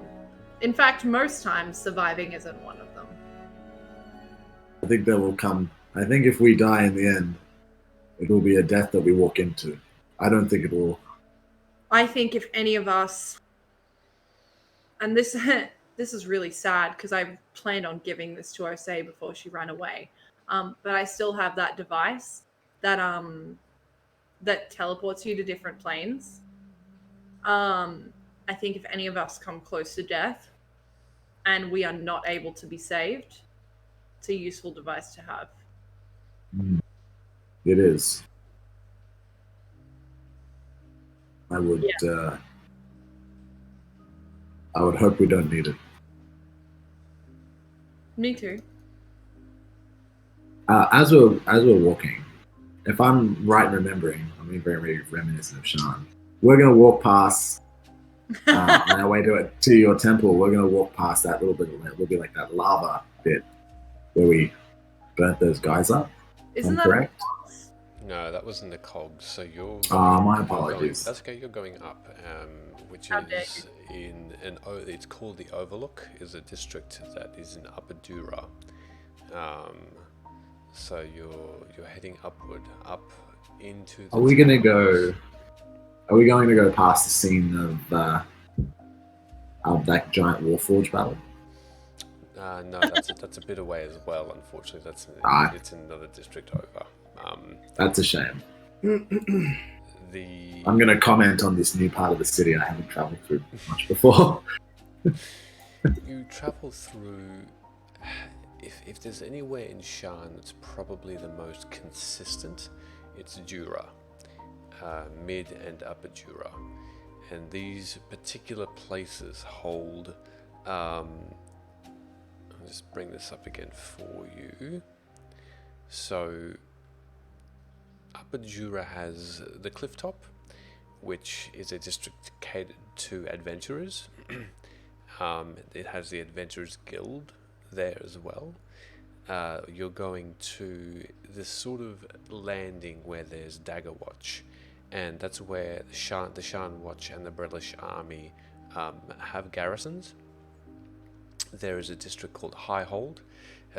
It's dwarven built, and it has strong Mruhlhold influences in the architecture and smiths and brewers. Highwater, which is a residential establishment, Hope's Peak, which is the temple district, and an overlook.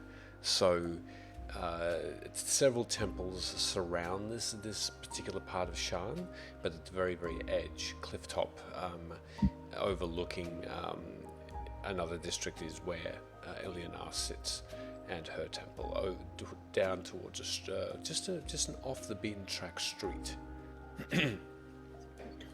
I'm going to pay particular attention to my surroundings, but otherwise I'm very much just letting Amara set the pace. We can do that. Right. I'll probably walk in silence for most of the way now, unless Thorum says anything. No, I'm happy to comfortable silence. Okay. As you continue your way forward, you get without hassle, and this part of the city No is fans? a little bit quieter. In fact, no. Thorum, you're covering up a little bit, so because you're focused, you're sort of going in one particular way. You don't really see anyone that looks back at you or recognizes you, interestingly enough. And you eventually get to the Temple of Ilyanar, a familiar sight where this large, jutted out tower sits. It's improved somewhat. It shines now a little bit brighter than you had seen it before. You also notice that there is a bit of an extension to it. It seems that it's sort of taken over another home, and that home has been built into a 3 or 4 story building. You're not quite sure as to why, but there seems to be connections with it. As you make your way toward, you see that just outside of the temple there are people that are simply looking into it. They wear simple robes of white and gold lace, and you notice that they are human, and they, as you're passing them, you hear things like, "This is where we pray, and this is where Ilyanar sits. This is one of her main temples. Shan has not more than one of these temples here. Other places around Shan, around Khorvaires, are a little bit more secretive. And this is Ilyanar's way. She is the way of the light, but she's also not overly worshipped. But we know the truth. We know the way of the light, and thus we seek her guidance." And these worshippers kneel in front of the temple and start to pray and meditate. Part of me just wants to, but I won't. Do I see anyone? No. The door opens up to Sarivia, who comes out with a tabaxi. And as she comes out, she, with her dark, furry skin, gives you this enormous beam of a smile and runs up to you, and you accepting her embrace. I'll be that stiff, kind of awkward person for a moment, and then I'm just gonna keep doing this until you look. Yep, just a pat. I'll hug her back, but just She gives you a full-on bear hug, and she holds you tight. And she just breathes. You can feel her breath go in and out, and she takes her hand away, or arms away, and says, Thulram, it's good to see you. I was going to ask if you remembered, And you. but looks like you do. Of course. I nod my head, and you as well. If not by memory, just the pictures, the news. Oh no, Travels you haven't far. seen those. Oh yes, we have even here. It is excellent to see you. Have you been well? We have been fantastic. It has been a very successful few weeks without you. That's We have rebuilt. fuck. Okay, no, I'm joking. I should leave more often. No, that's good. I'm glad. DM question. Yep. This holy staff that you gave me, can I use that again? You can use that at will, provided you make a wisdom check. Just gonna, and how far, like, what's the range on this? Can I see kind of everyone within a radius, or? It'll be individuals, and it'll be a 30-foot. Yeah, I just kind of want to pop it off and see if I can see anything strange. Okay, sure. Pop it off. Make a wisdom check. Wisdom check. I'm so wise. 10. 10. As you concentrate on the staff and the people around you, you don't get a sense that it's either that the power wasn't there, as you feel a light inside of you fill and the warmth come forth, but then retracts. Everyone around you seems like themselves. There's no otherworldly shadows that impede on their travels. I'm gonna ask her, is anyone from Temple of Ado still here? Yes, in fact, they have been keeping watch and keeping us guarded. They are an unusual bunch, but they are otherwise harmless. Would you care to see them? Well, I wouldn't, but if Thulram would like to, then that's fine. I do think, Yes. yeah, maybe we should go somewhere where he can check on those and we can chat without as many ears around. If you prefer privacy, then we can go upstairs. Yeah, that would be good. I would like that. Why don't you just point me in their direction? I wouldn't mind having a look at the new temple. Oh, you can come. The privacy wasn't from you. Oh, okay. I'll come. Okay. So as you go together towards the entrance, you enter. Servia opens the door and allows you in. And inside, you see the familiar look of the wooden floor that makes up the small room that on the left-hand side leads up that spiral staircase towards the upper levels, and where you saw the painting of Ilyanar as the older woman, Amara, and meditated with the necklace. Yes, very long time ago. In front of you as well, as you look, you are immediately taken aback. On the very far wall, behind Kalashtar and humans that are either praying, meditating, or otherwise just conversing over a meal, there are tables that separate you from the wall.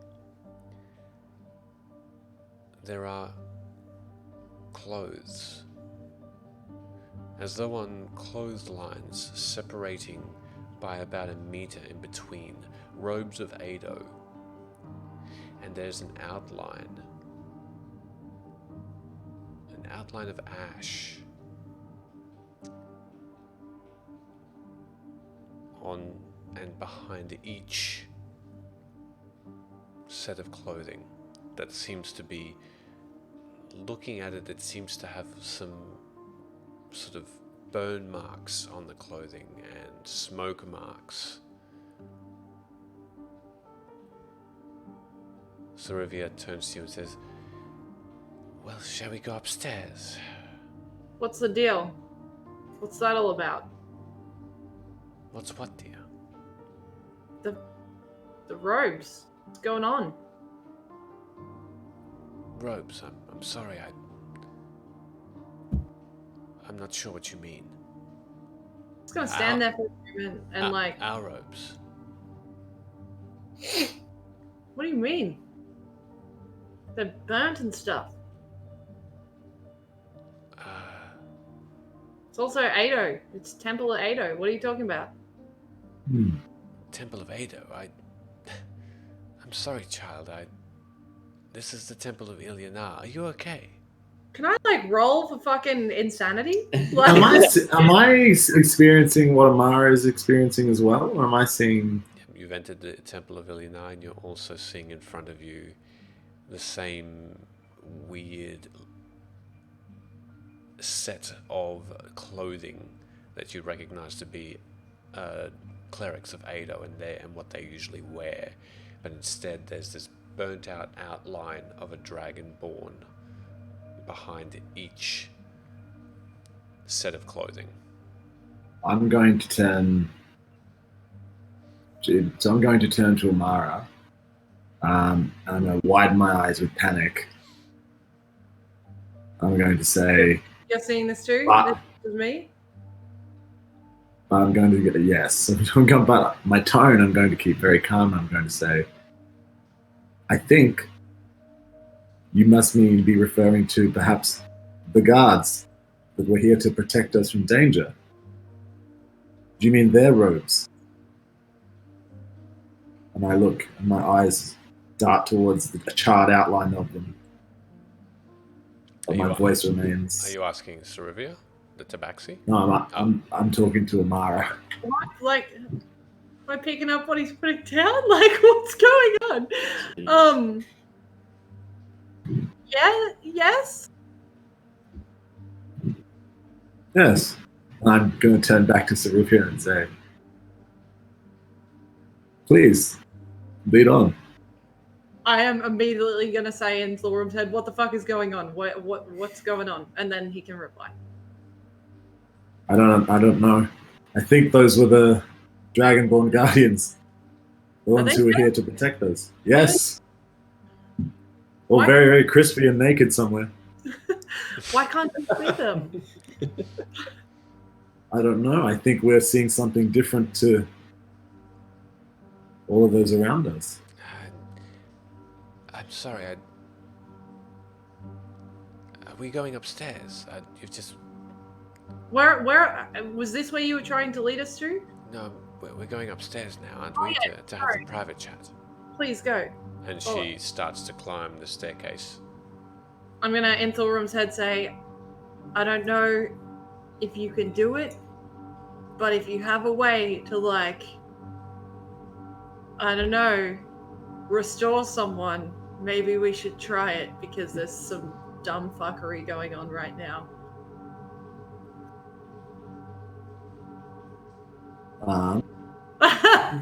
As you look for that, Thorin, you both follow Sarivia as she climbs the stairs, and you climb 2 levels as you remember it to be, as the ceilings are quite tall, and you end up at a door, and Sarivia opens it up and goes in first, and she holds the door open for you to enter. What's the vibe? What's the vibe? Amara, make a perception check. I'm gonna call it a vibe check. Oh, this bitch is perceptive. That's a 21. 21, okay. As you look through the door, as you start making your way up, you notice that in front of you is not a small room that separates downstairs from up, that separates this temple from that small area of where the altar met you last. Instead, you're looking into a night sky, it seems. an endless expanse of a familiar looking landing that is bright green and has grass that sways tall in an almost luminescent fashion. Mm-hmm. Anything else, or that's just it? That's it. I'm gonna look back at Thilram, then look at this weird shit that's happening before me, and just in his head, I'm gonna say, "Hurry up! Hurry up! Hurry up! Hurry up! Hurry up!" Okay, And so I'm gonna start walking inside as he does what he does. um,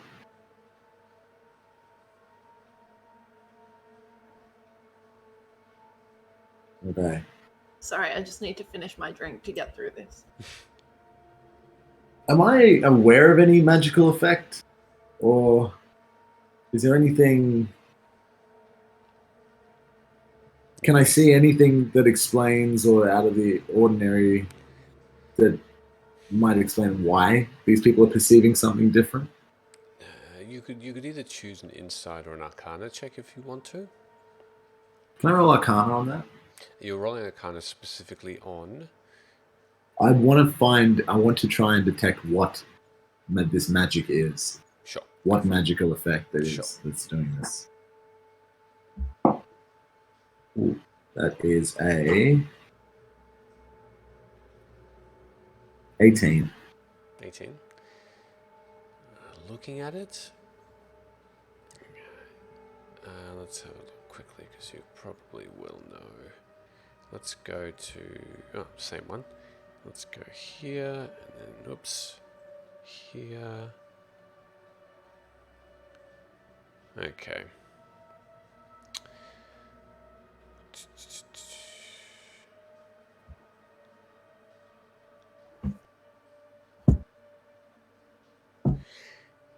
Looking at it, it all looks like you've read up on this before.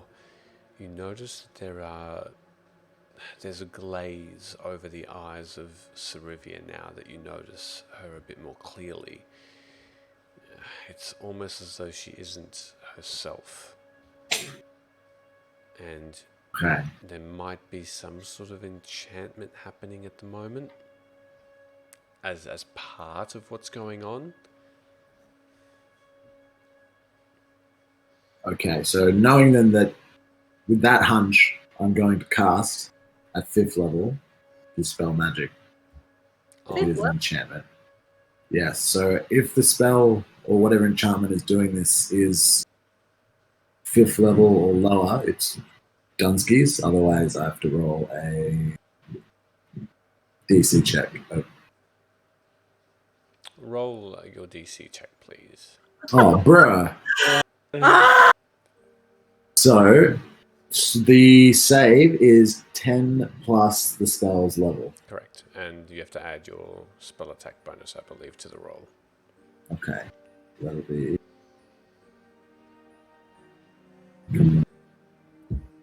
Okay, that might be good. Cool.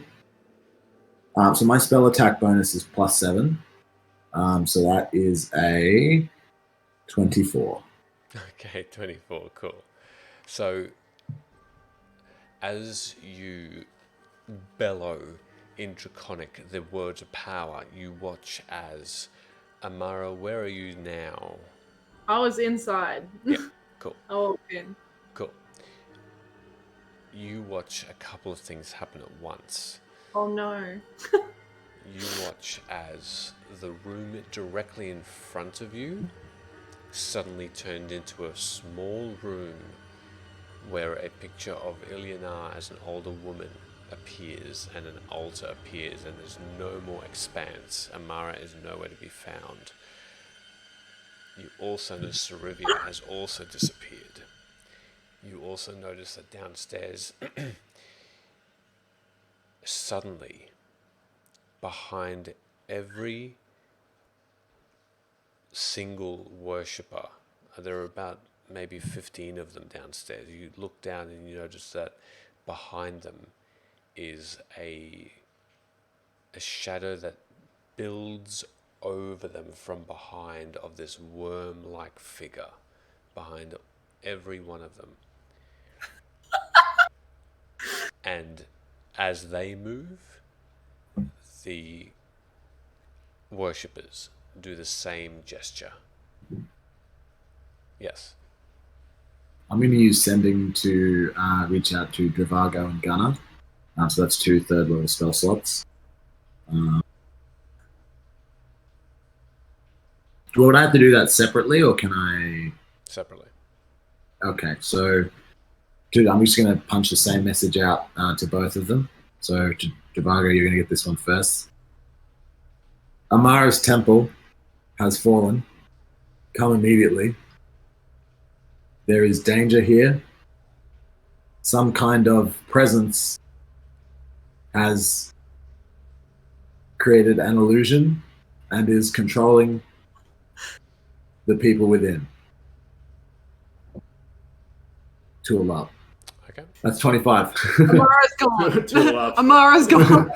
So you've said that twice, and what else are you doing in the meantime? That's all I'm doing. Looking down, you don't notice that they have seen or they haven't responded to whatever you've done.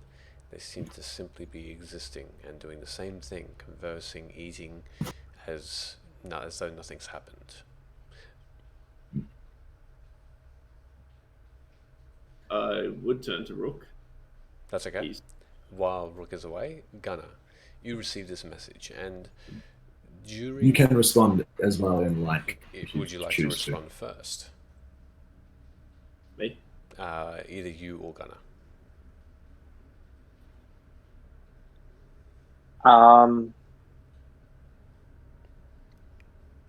I need time to think about my reply. That's all good. Khorvaires, do you want to say anything yet? Or do you want Rook to come back first? He's on his way back. Cool. Oi, no, you've actually missed some big stuff. Oh, I don't exist anymore, just so you know. So I've just received a message from Thorin. Do you want to repeat yourself if that's okay? Thorin? Sorry, I'm just pouring my drink. Oh yeah. Oh man, verbatim. Within 25 words, I explained that Amara's temple has fallen. There was an illusion deceiving people as what it looked like, and there's a presence controlling all of the worshippers there. And I asked you to come immediately and tool up. And tool up. Yeah. So I'm assuming we're in the middle of walking between the blacksmith and the enchantress. That's right. So I'll pause and grab Rook on the shoulder and say, "We need to get to Amara's monastery now. Can you use that hat that you've mentioned?" Yes. Let's do it. Hopefully, because I need to know this location. So You've been before. what I hear, and well, I'm picturing. I think at the steps when I had the saber tooth. Mm-hmm. I think.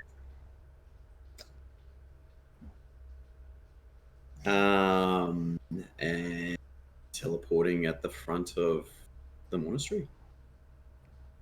Okay. And I'm taking. What are you doing? Is how far away is Freyga? Freka, Yeah, and would they be willing? would they be what?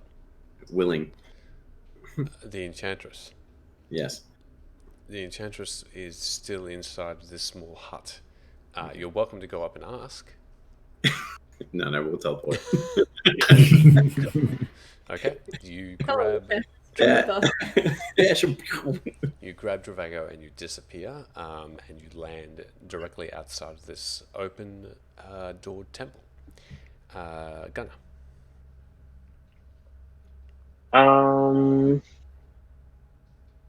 I'm trying to remember the way you described where I was. I was like quite deep inside the university at this point, correct? Probably There's about- no windows, You're nothing. probably about 8 or 9 levels deep.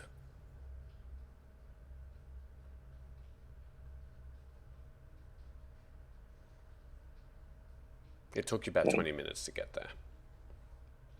If I were flying and I doubled my movement, so I dashed, how quickly could I get out of here? 40 foot around, 6 seconds. Yeah, you'd be able to get out of there. How quickly? Or probably within 10 minutes. Half, probably, or just under half the time.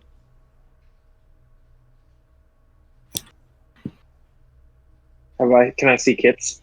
Yes. I'll speak to him very quickly.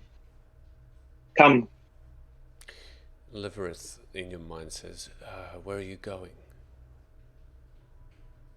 To help my friends. Shall I stay here and continue to research for you? Yes. What shall I seek? What else would you like to know? Can you find out anything you can about the Breaking up a bit. the Academy of making gifted minds. The Academy? Of making gifted minds. Anything else? No. That's it. I will do my best. Has Kip's returned to me? Mm-hmm. She has. You can see I'll reply. This flying little beast that knocks over a book of a student who just yells in fright as it lands on your shoulder gently. Then, we're going somewhere. Is there a destination that we are required? Hold on. And then I'm going to say to Thorem, I'm coming. And then when I get outside, are there any... Is there any trees nearby? Yeah, there are a few. Yeah. Outside of the Mulgrave University in pots, there seems to be some trimmed, large, just trees, just general leafed trees. They're nice and green. They're all well kept. Probably about 20 of them surrounding the Mulgrave University. Have I seen... I've been to the Temple of Ilyanar, haven't I? Were there any trees there? Yeah, there were a few. Any close to the temple? Probably about only about a couple of houses away that you recall. You remember there to be a couple of palm trees in particular. Okay. I'll use Fariso's wand and I'll cast transport via plants against the closest tree. And I'll concentrate on the Temple of Ilyanar and the closest tree that I can remember in the vicinity. Okay. And transport through it. You feel yourself step into what seems to be a very mucky, sticky tree, and as you step through it, it feels thick and difficult to traverse, but you do just push through, and you go from looking into this trunk to looking out of one, as though a bowl, one of those large bowls, you're looking out one of them, and you step out and you feel just this pull, as though it's a gummy sticking on your back, and you push out. Yeah. Kip's with you, and you are standing only about 2 houses away from a suddenly appearing Rook and Dravago. In front of the temple, in the Overlook. You're here to help? Sorry, you said that to myself and Dravago? Yeah. Thorum has summoned us. We shouldn't dilly-dally. And I'll rush straight in. I look at Gunnar with a perplexion, and I follow in with Dravago. Okay. As you race in, you open the door and you see in front of you just a room full of Ilyanar worshippers as you remember them. Behind them, a shadow that stalks them as though it's never disconnecting from their person, only about a half a meter away. And each one seems to be of a worm-like, spiny creature behind each one. But they themselves don't seem to be affected or concerned about it. And then you see the same ashen robes that would make up the Temple of Ado guards on the far wall. And Thorum looking down from halfway up the stairs. So Thorum's actually there. Mm-hmm. And everybody inside the temple is not really alerted to us in a manner that they're body snatcher style. They're not just like looking at us and They don't seem to take any notice. so they're going about their business. Yep, they're not doing anything about your arrival. Okay. They're not taking any notice. Can we? You continue. Sorry. No, you go ahead. Sorry. No, you go. You Do we have body snatchers floating above him? Do I know space exists? Yeah. I do now. Is there one of those things floating behind me? No. Okay. All right. That's all I wanted to know. I look to. I turn to peer behind myself to see Gunnar, and I say to Dravago, maybe not initiating combat right now is the best. I'll give you a nod, and In a low tone. as casually as I can, while still kind of on high alert, is make my way towards Thorum. The staircase can only really fit one person at a time, and there's no two abreast. So you. I would gesture upstairs to where Amara is. Yeah. I'm going to Was. cast. I'm going to go behind. If I remember correctly, because I've been here before, we went up the stairs. And I just said tooth target. There's some pillars around the corners and things. Like we enter into a big hallway. Is that right? Not a hallway as such, more of just a large room where there's an altar and a painting of Ilyanar and some chairs. It's sort of a quiet church-like little space for prayers and people who want to just contemplate. I shuffle like a monk, just shambling. Put my hood on. That's fucking offensive. Go behind a pillar, and I'm going to cast Locate Object and see if I can focus in on something that Amara would have on her. What would I have on me, Rook? Her black purpled robes, her long brown hair.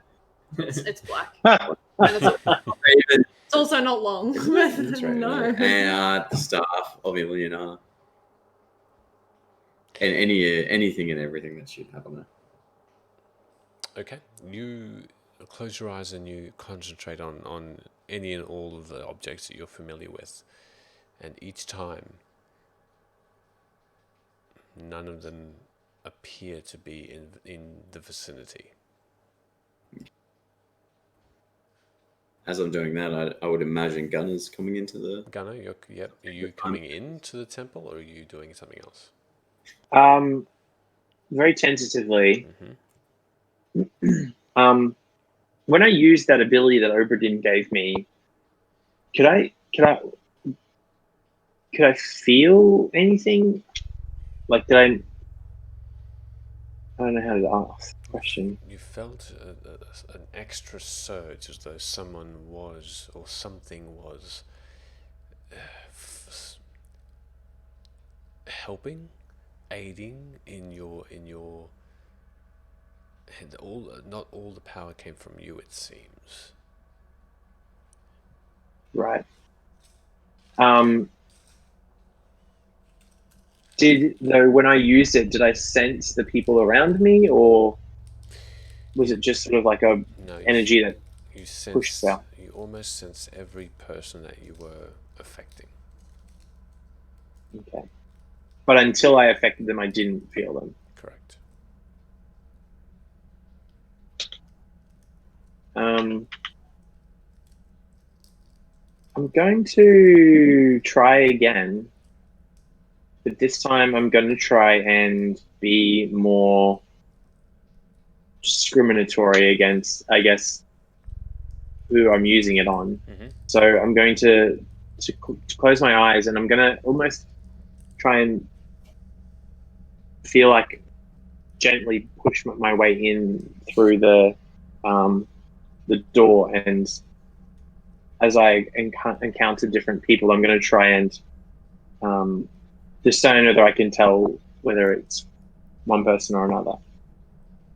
Okay, and are you trying to cast hold person again, you're saying? Yes, but on a very, like, Specific level. I'm trying to hold it back. Okay. Yeah. I'm trying to hold it back in the sense I'm trying to, like, on a very small scale, almost slow them down, but not quite Oh, I see. stop Okay, them. got it. Yeah. So it's almost imperceivable that I'm doing it. Could you make me an intelligence check, please? Sure.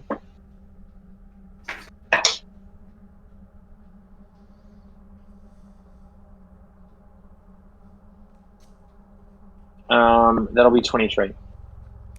23. Okay. Mm. You easily, for some reason, this spell is still here in your mind, in front of you, ready to burst, but you control it. And as you reach out with your mind, you sense every being in this building. And who are you avoiding casting this on? Well, anyone who's not in my friendship circle. Yeah, okay. So as you push forward, you see that the room feels like, as a whole, even the wind that's starting to come through slows and slows more. And for what it would take someone but seconds to chew on an apple, or from one person to walk from one spot to another, it's pushing them down to a point of almost freezing. But you do see that they are moving, but ever so slowly. Every worshipper of Elionar now is under your effect. Do I need to mark a spell slot off for this? Not yet. Okay. I'm just going to maintain my concentration and slow everything down. As you do, you feel again this push, as though the energy is coming through you, but almost over the shoulder there's an extra push. And just in that one moment you feel that there is still Obradin's presence affecting the spell too. You all watch as the room below suddenly slows almost to a halt. Every single being in that room is now in slow motion.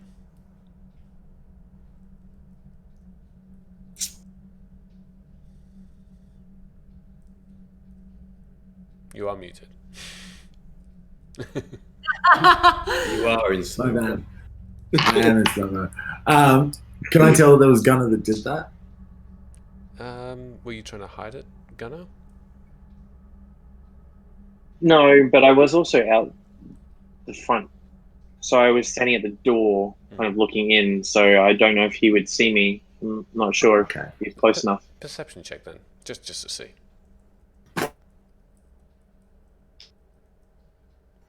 Can I roll on that as well? Yeah, please. To see whether it's coming from him. Yeah, 7. You're not sure. You're not sure of its origins, but certainly it's affecting every being, except your friends. 14. No, not obvious enough to really understand its origin. Alright. I'm pleased nonetheless. I'm just going to call back well done to whoever did that. On the temple, or in this room of worship, on the altar, what's on that altar? Looking over at it, there is a embroidered white cloth, which from this vantage point you can't understand what it's embroidered with. Above that, there sits a couple of bowls with some sort of foodstuffs in it. There seems to be a chalice next to it. There seems to also be a smaller version of the actual symbol of Ilyanar. There also seems to be some necklaces, some other pieces of jewelry, rings. There's Of those bits of jewelry, which would be the most expensive of them? And how much would it be worth? You'd have to get closer to have a look. There is May one I? that sticks out. There's one that is gold with a big diamond on it. So would you say that, in my estimation, is it worth more than 1,000 gold? Are you going in to investigate that? Yes, please. Okay. As you walk in, make an investigation check. That is a 15. Yeah, as you walk up to it and you just sort of look at it, you don't touch it, but it certainly would be worth quite a bit more. Then with that being the case, and feel free to tell me what I see when we get to it, but with a focus with at least 1,000 gold point GP, I'm going to cast Scrying at 5th level. That's my second 5th level spell slot. Shit. There better be a fight coming up. So you can see and hear a particular creature you choose that is on the same plane of existence as you. The target must make a wisdom saving throw, which is modified by how well you know the target and the sort of physical connection you have to it. If the target knows you're casting the spell, it can fail a saving throw voluntarily if it wants to be observed. Okay. Who are you focusing on? I'm focusing on Amara. Okay, cool. As you close your eyes and take the diamond ring, it sort of lights up slightly in preparation to cast a spell. And as you push your mind outward to seek her out, to understand what she's doing, you cannot locate her. I fucking knew it. I knew it! I will turn to the rest of my party and inform them of the fact that she's no longer on this plane of existence. Thorum, Amara's not on this plane of existence. Is this in my mind or is this out loud? No, I just say that out loud. Because everything else is frozen, isn't it? Just about.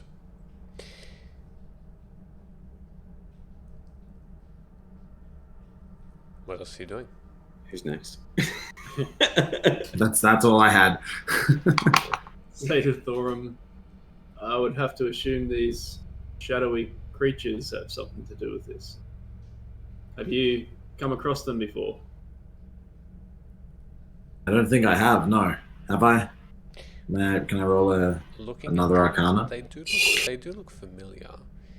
you were with Amara and the rest of your party in the dreaming dark when these shaped creatures surrounded you, and as well as that, when you were fighting the green dragon, the creature that burst out also resembled these shadowy beings. Okay. So I'm going to describe our previous adventure to the Dreaming Dark and these enemies of Amara's temple and how we defeated them. I'm going to suggest we leave. Oh, sorry, go on. I was going to say, do you know where they would likely have sent her? I assume back to the Dreaming Dark. But that's only a guess. Do we have a way of getting there? I do not.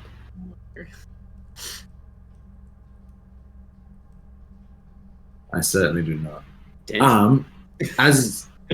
Hey, Michele, as he says that, I'm going to pause for a second and go, no, we don't have a way of getting there. I'm going to reach back and take some of that sigil, the one from the altar. I'm going to take that and tuck it into my robes. Okay, you now have a symbol of Ilyanar. Yeah. Fucking rude. Can't wait to steal some shit from Temple Vado one day. I'm not stealing it. That's another character.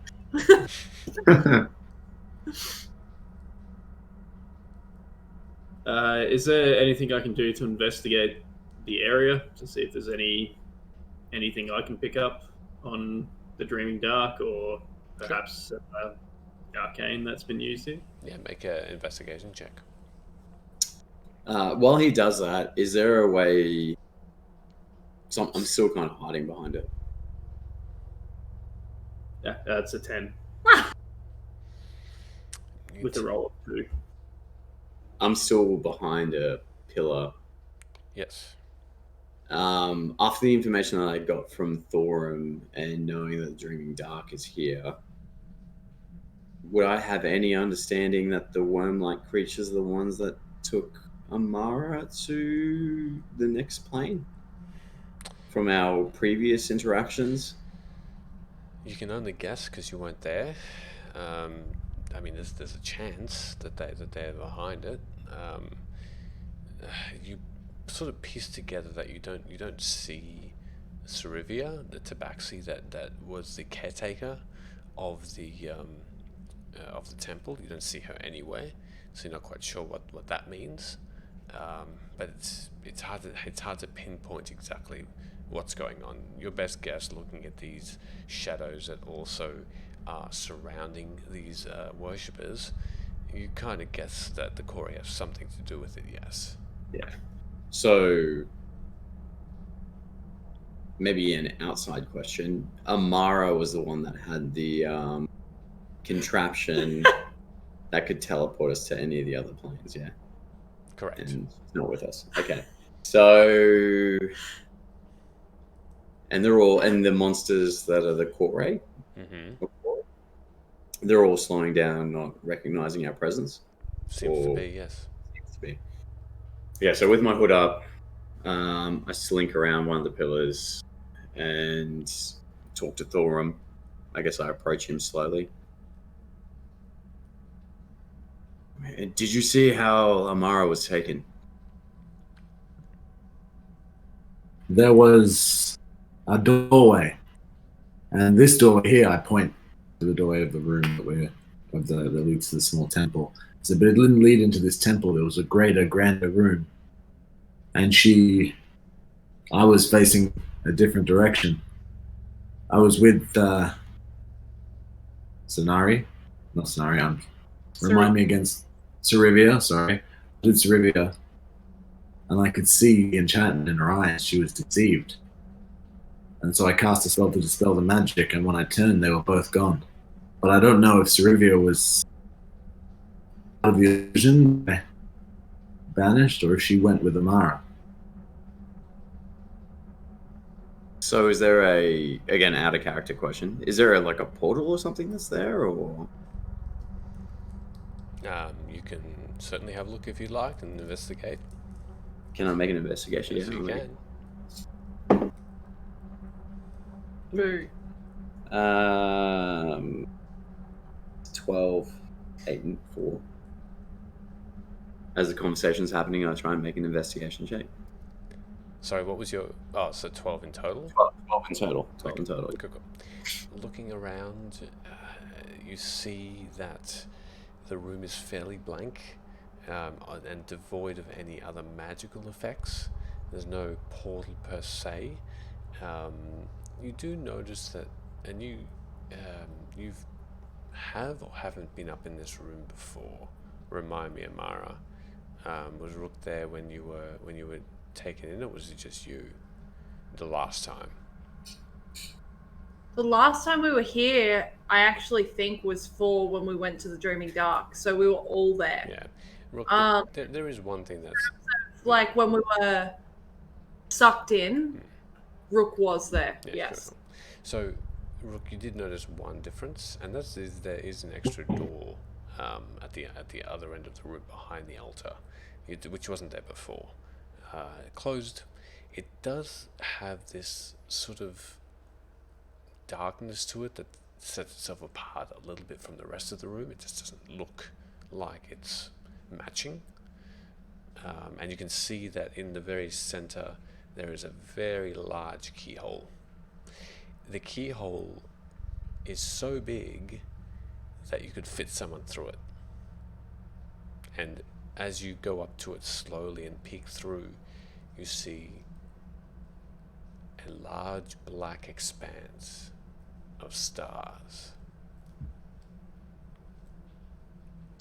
So, if I see that, I would lead Thorum. Are you close by me as well, or? I was near Thorum. I would lead Thorum and Dravago and Preston. Oh, sorry. Gunnar, are you still outside? Okay, so I would lead those two then towards what I've checked. Mm-hmm.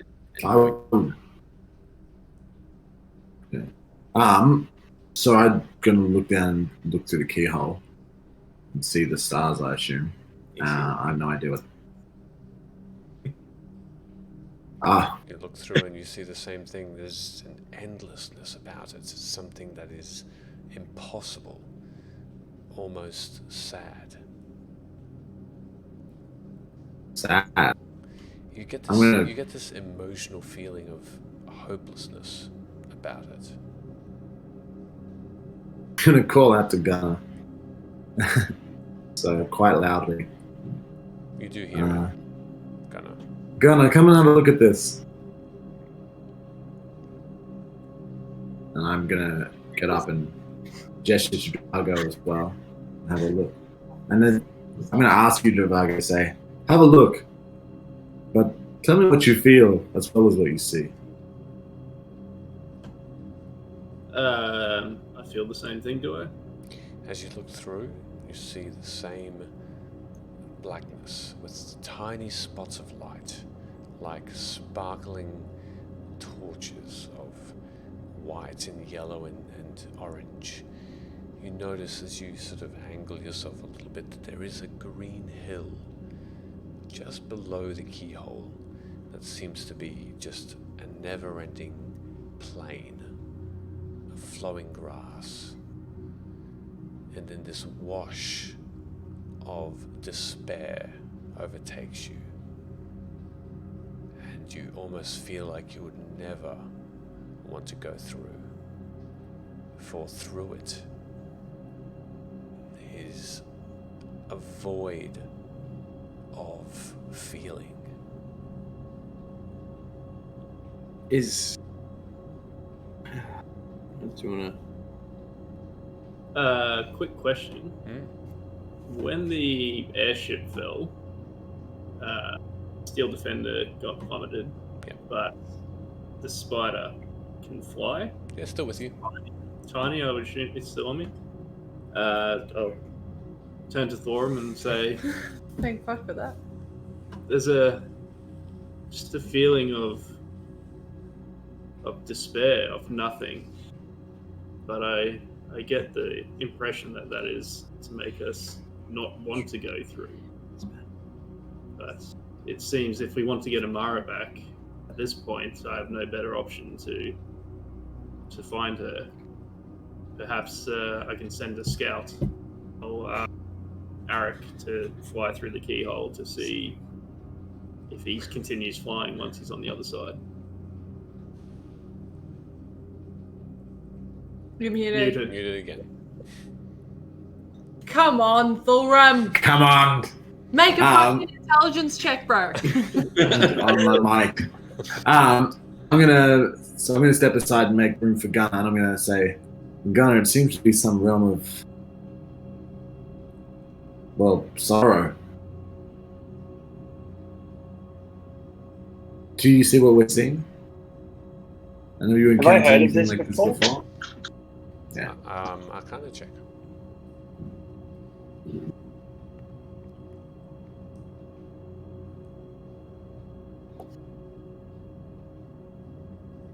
Um, 21. There are places that you've heard of that are in fact deterrent, places that are possible to go through, places to other worlds, other even homes that people don't want to have access to others. And there are magics that can try and almost change your mind. Enchantment spells on entrances that almost make you turn and run. There are different effects. Some are fearful, some are inviting.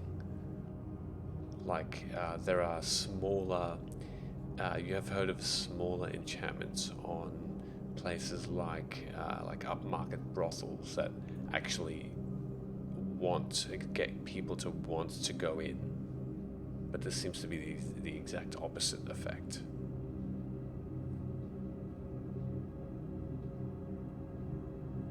I'm going to look through the keyhole. And you also get this overwhelming feeling of just sadness, hopelessness, and you look through and you see stars.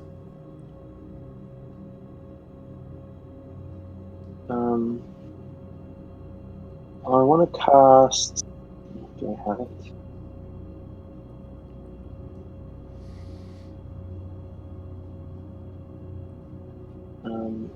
Mental barrier. Okay. Tell me So what that does. So, as a reaction, you can. It does technically say when you're forced to make an intelligence, wisdom, or a charisma saving throw. But it says you can protect your mind with a wall of looping, repetitive thoughts. Until the start of your next turn, you have advantage on the wisdom saving throw and resistance to psychic damage. But I guess I'm trying to use it to see if I can push back against that feeling, or if it's something that isn't that something that can't be resisted, I guess. Yeah, make a wisdom saving throw.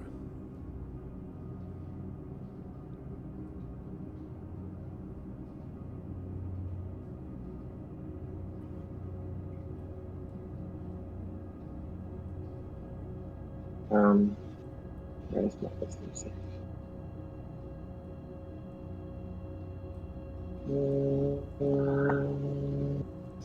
16? 16. Okay. As Yeah. you close your mind, you can feel as though... Sorry, 15. 15? 15. You can feel these metallic, almost like it's a metallic force that is building on itself in front of you, but then pushing through is this feeling again, and it is again washing, and at the pit of your stomach it's giving you this sinking feeling of failure and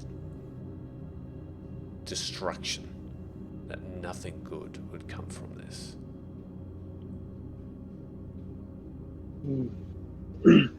This is going to be hard to overcome, I think. Travago, what were you doing with the spider? Sorry, It's all good. Sending it through the keyhole. So you are going to do that. On sentience. I don't know if that makes it fine to go through. Okay.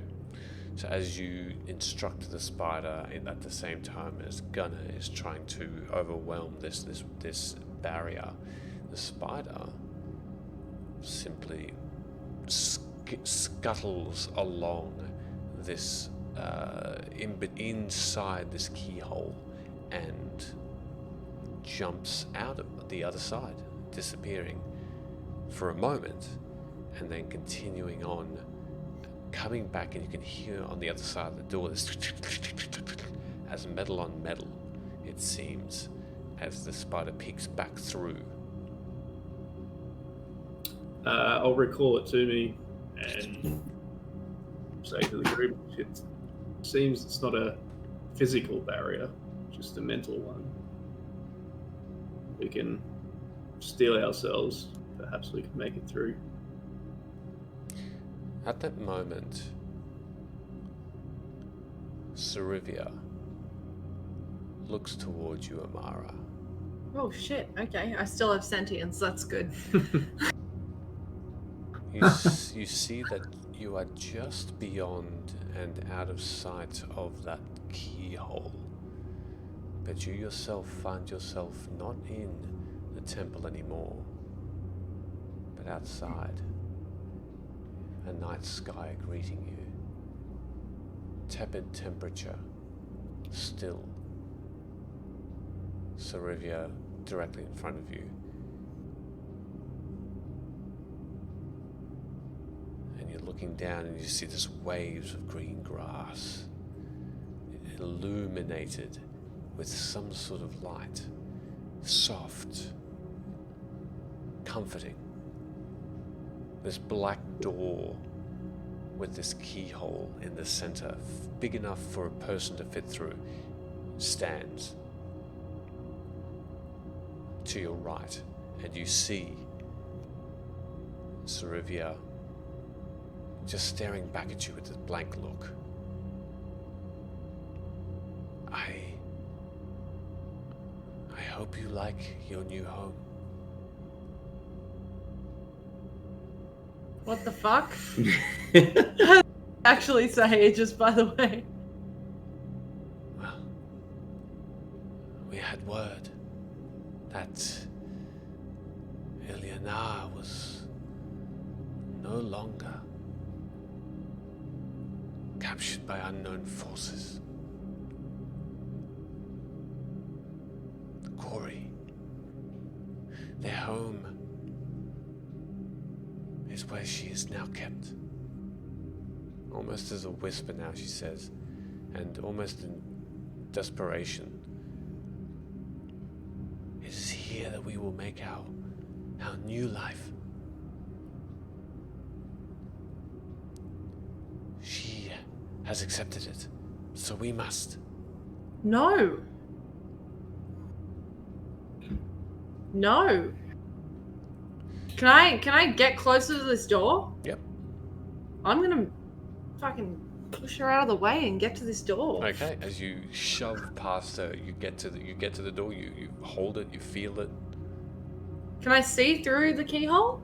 As you put your head down towards the keyhole, you look through and you see beyond a familiar looking small room of Ilyana with an altar.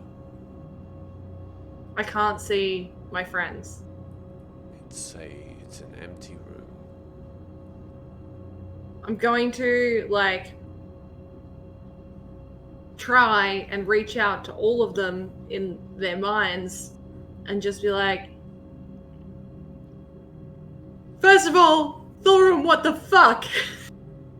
Second of all, if you can hear me and you can see a keyhole, you should come through it. Because I don't know where the fuck I am. It's all really bad. I don't like it down here. I'm not dead, that's good news. Make a wisdom check, Amara. Wisdom check or wisdom save? Wisdom check, please. Fuck. Okay. Oh. It's a 13. Okay. Thorum, you have, just in that moment, this voice in your head, Amara, and she starts to speak, but like static, it disappears as quickly as it has come. And you only hear your name and the words, "What the fuck?" And then the communication stops. Okay. So I'm going to use my third level spell slot to cast Sending. Now you'll need to roll a check on this because there's a 5% chance this won't arrive because you're in a different plane of existence. Correct. Who's rolling? Oh, well. That'll be Michele rolling that one, I think. And so 25 words less. So Amara, where are you? We have tried to locate you. You not on this plan. Found door with keyhole. You hear this, Amara, I can hear it. and it echoes in your mind as a beacon of hope as Thorum of Ada's voice reaches you. Where are you and Servia? Do I recognize, like, what plane of existence I'm on right now? You are very familiar with it. You are in the dreaming dark. Fantastic. Great. I'm going to say back, "Hi, Thulrim. Thanks for your message. I can too see the keyhole. Can't see you, though. Please come through. Need to be saved. All bad." You can hear that, Thorum. All of it comes through your mind. And Sarivia turns to you, Mara, and says, "The Corey accept all." No, fuck you. I'm gonna start. Your friends are invited, but they are also in need. Stop it. Stop. Stop talking. Be quiet. Sarivia, have some fucking sense about you, please. You know better than anyone that I speak to Ilyana and Sanari a ton. In fact, saw Sanari yesterday. She's fine. Ilyana may have been taken, but she's not without help. She's not hopeless just yet. She might be overtaken, but she knows, and she's sentient, and she's fighting, and she needs you to fight too. Stop being dumb. You've overcome worse than this. I saved your ass. You owe me.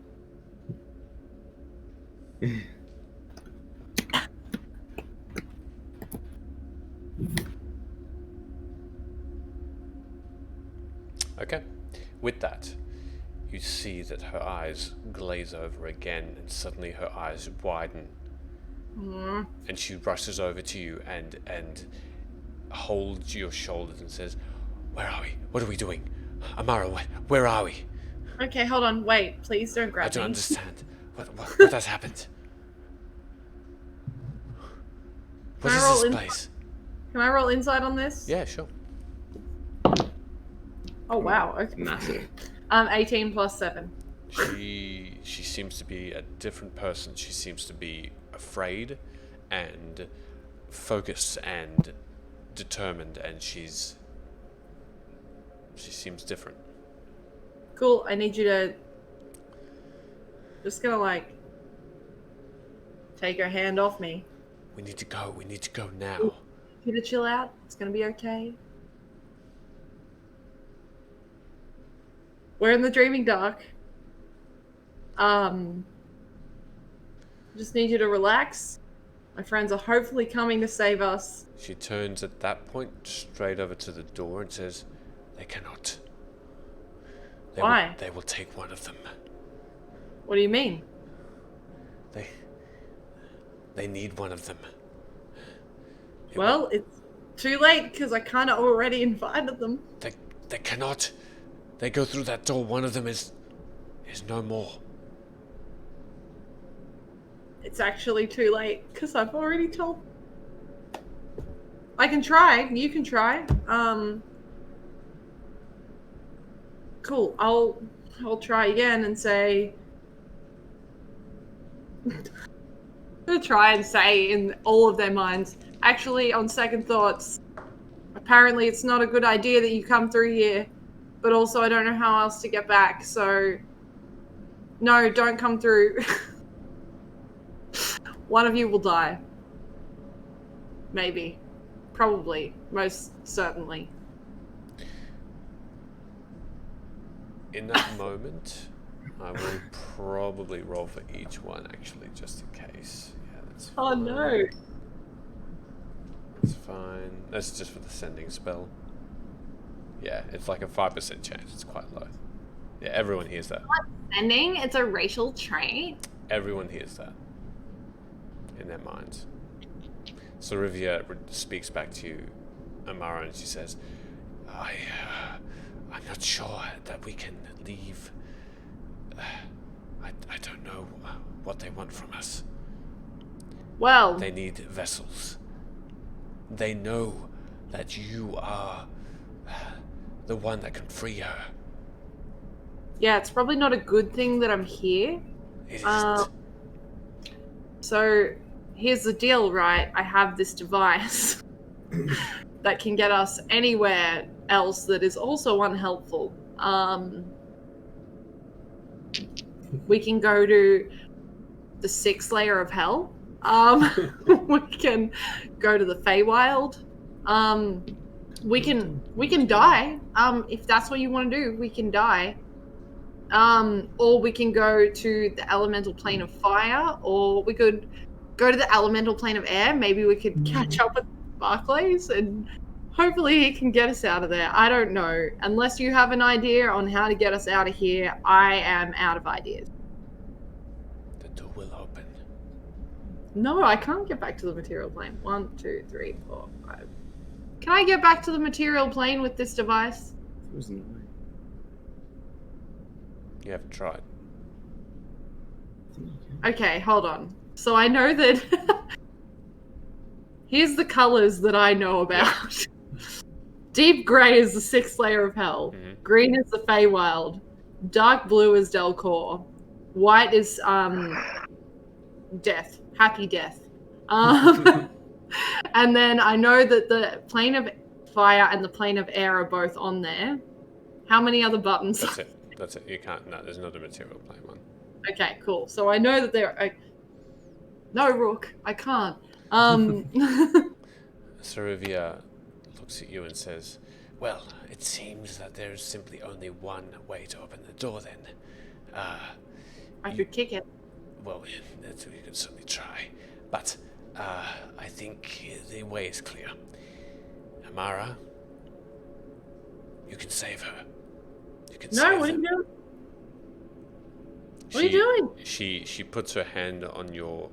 Just here, just below your neck, and she says, "You can do this." What are you talking about? What are you doing? And she pushes you. I need to roll something for this. Could you make me let's go with just a strength saving throw, please? Yeah, that's a good save. Ooh. It's a 13. A 13, okay. You get pushed 10 feet away and you are also knocked prone as you fall and land heavily on this grass. As you look up, as you right yourself, Sarivia turns and dashes and dives towards the blackened door. And as she dives through, she reaches in and pulls herself into this keyhole, and as she does, she screams, "Ilyana!"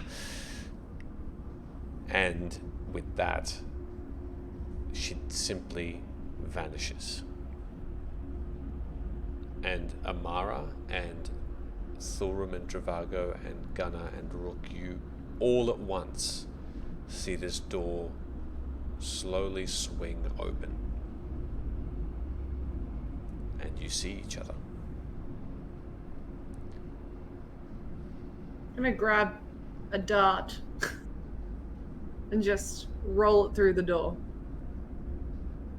It rolls all the way, and you all see this Amara do that gesture. I'm gonna fucking leg it straight through the door. Make an athletics check as you watch the door starts to close again. Oh no, that's a -1 modifier. Can I throw myself against the door to try and keep it open longer? Make a strength check as you do. Can I also help him with that? Yeah. Pile in. Just do that with advantage, then Thulram as the other two. Okay. Oh, nice. That was the first roll was a 2. I'm glad that wasn't it. Uh-huh. And with my strength modifier, the second one is an 18. Wasn't that good either, the second one. Okay, as you try and hold the door, Dravago and Rook, you race up to try and assist as well, and you, with your backs, just push as much as you can. Amara, you slide through as the door, heavy as it is, still is pushing up against you and is closing still, a little bit slower but not by much, and it closes just as Amara gets through the door back into the temple. And the door Move shuts. my hand away from the door. Turn around. Look at the back of Amara. Amara. I'm just gonna be like visually shaking. Visibly is what I meant. Shaking, and then I'm gonna look around at Thulram and I'm gonna be like, don't ever fucking cast that spell on me again.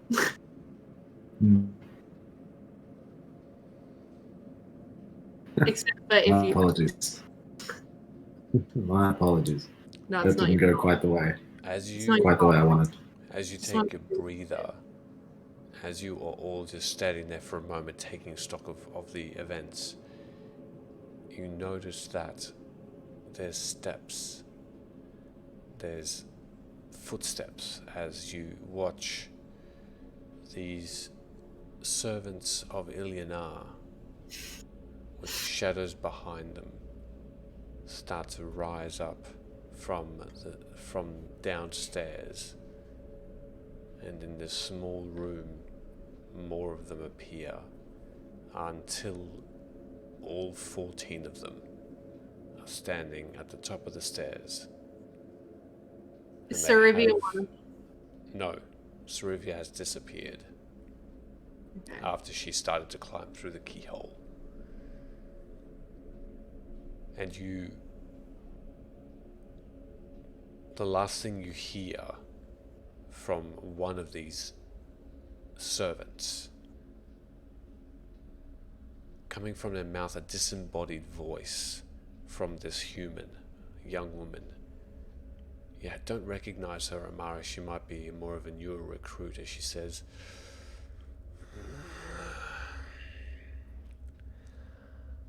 Salak.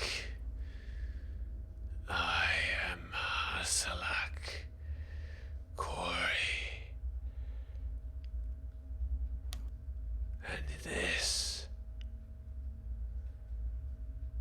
is our place now. As you watch the black door swinging open on its own accord, and slowly, in a single file, these servants, one by one, go through this door and disappear behind it as the door shuts. And you hear in your head, Gunner, a voice, Livereth. I found more things about the research when you want to come back and have a talk. And that's where we're going to end it for tonight. Hey.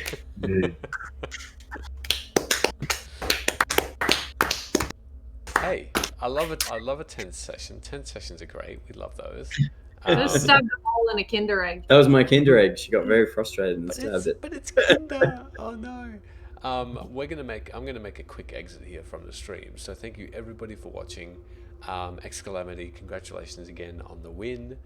We'll send you out those dice ASAP, and really appreciate it. Hope you enjoyed this session tonight. I had a lot of fun, and hopefully you guys all got to do something as well too. So hopefully everyone got their. I'm terrible at multitasking, so sorry if No one's fucking some stay. of you got Hey, more we split. time than others, but Never split the Yeah. party. no, it's Yeah. okay. Never But split. some of you got the items. Some of you, Gunny, you got some research down already, which I is got a newspaper and a different plane of existence. And almost death. that's it. There was like your there was Yeah, progress. That's my absolute thing. my Almost jam. death. Almost death. All right. Amara saying, Amara Sonari, almost dead. Thank you, everybody. Have a great night, and we'll see you all next Tuesday. Ciao for now.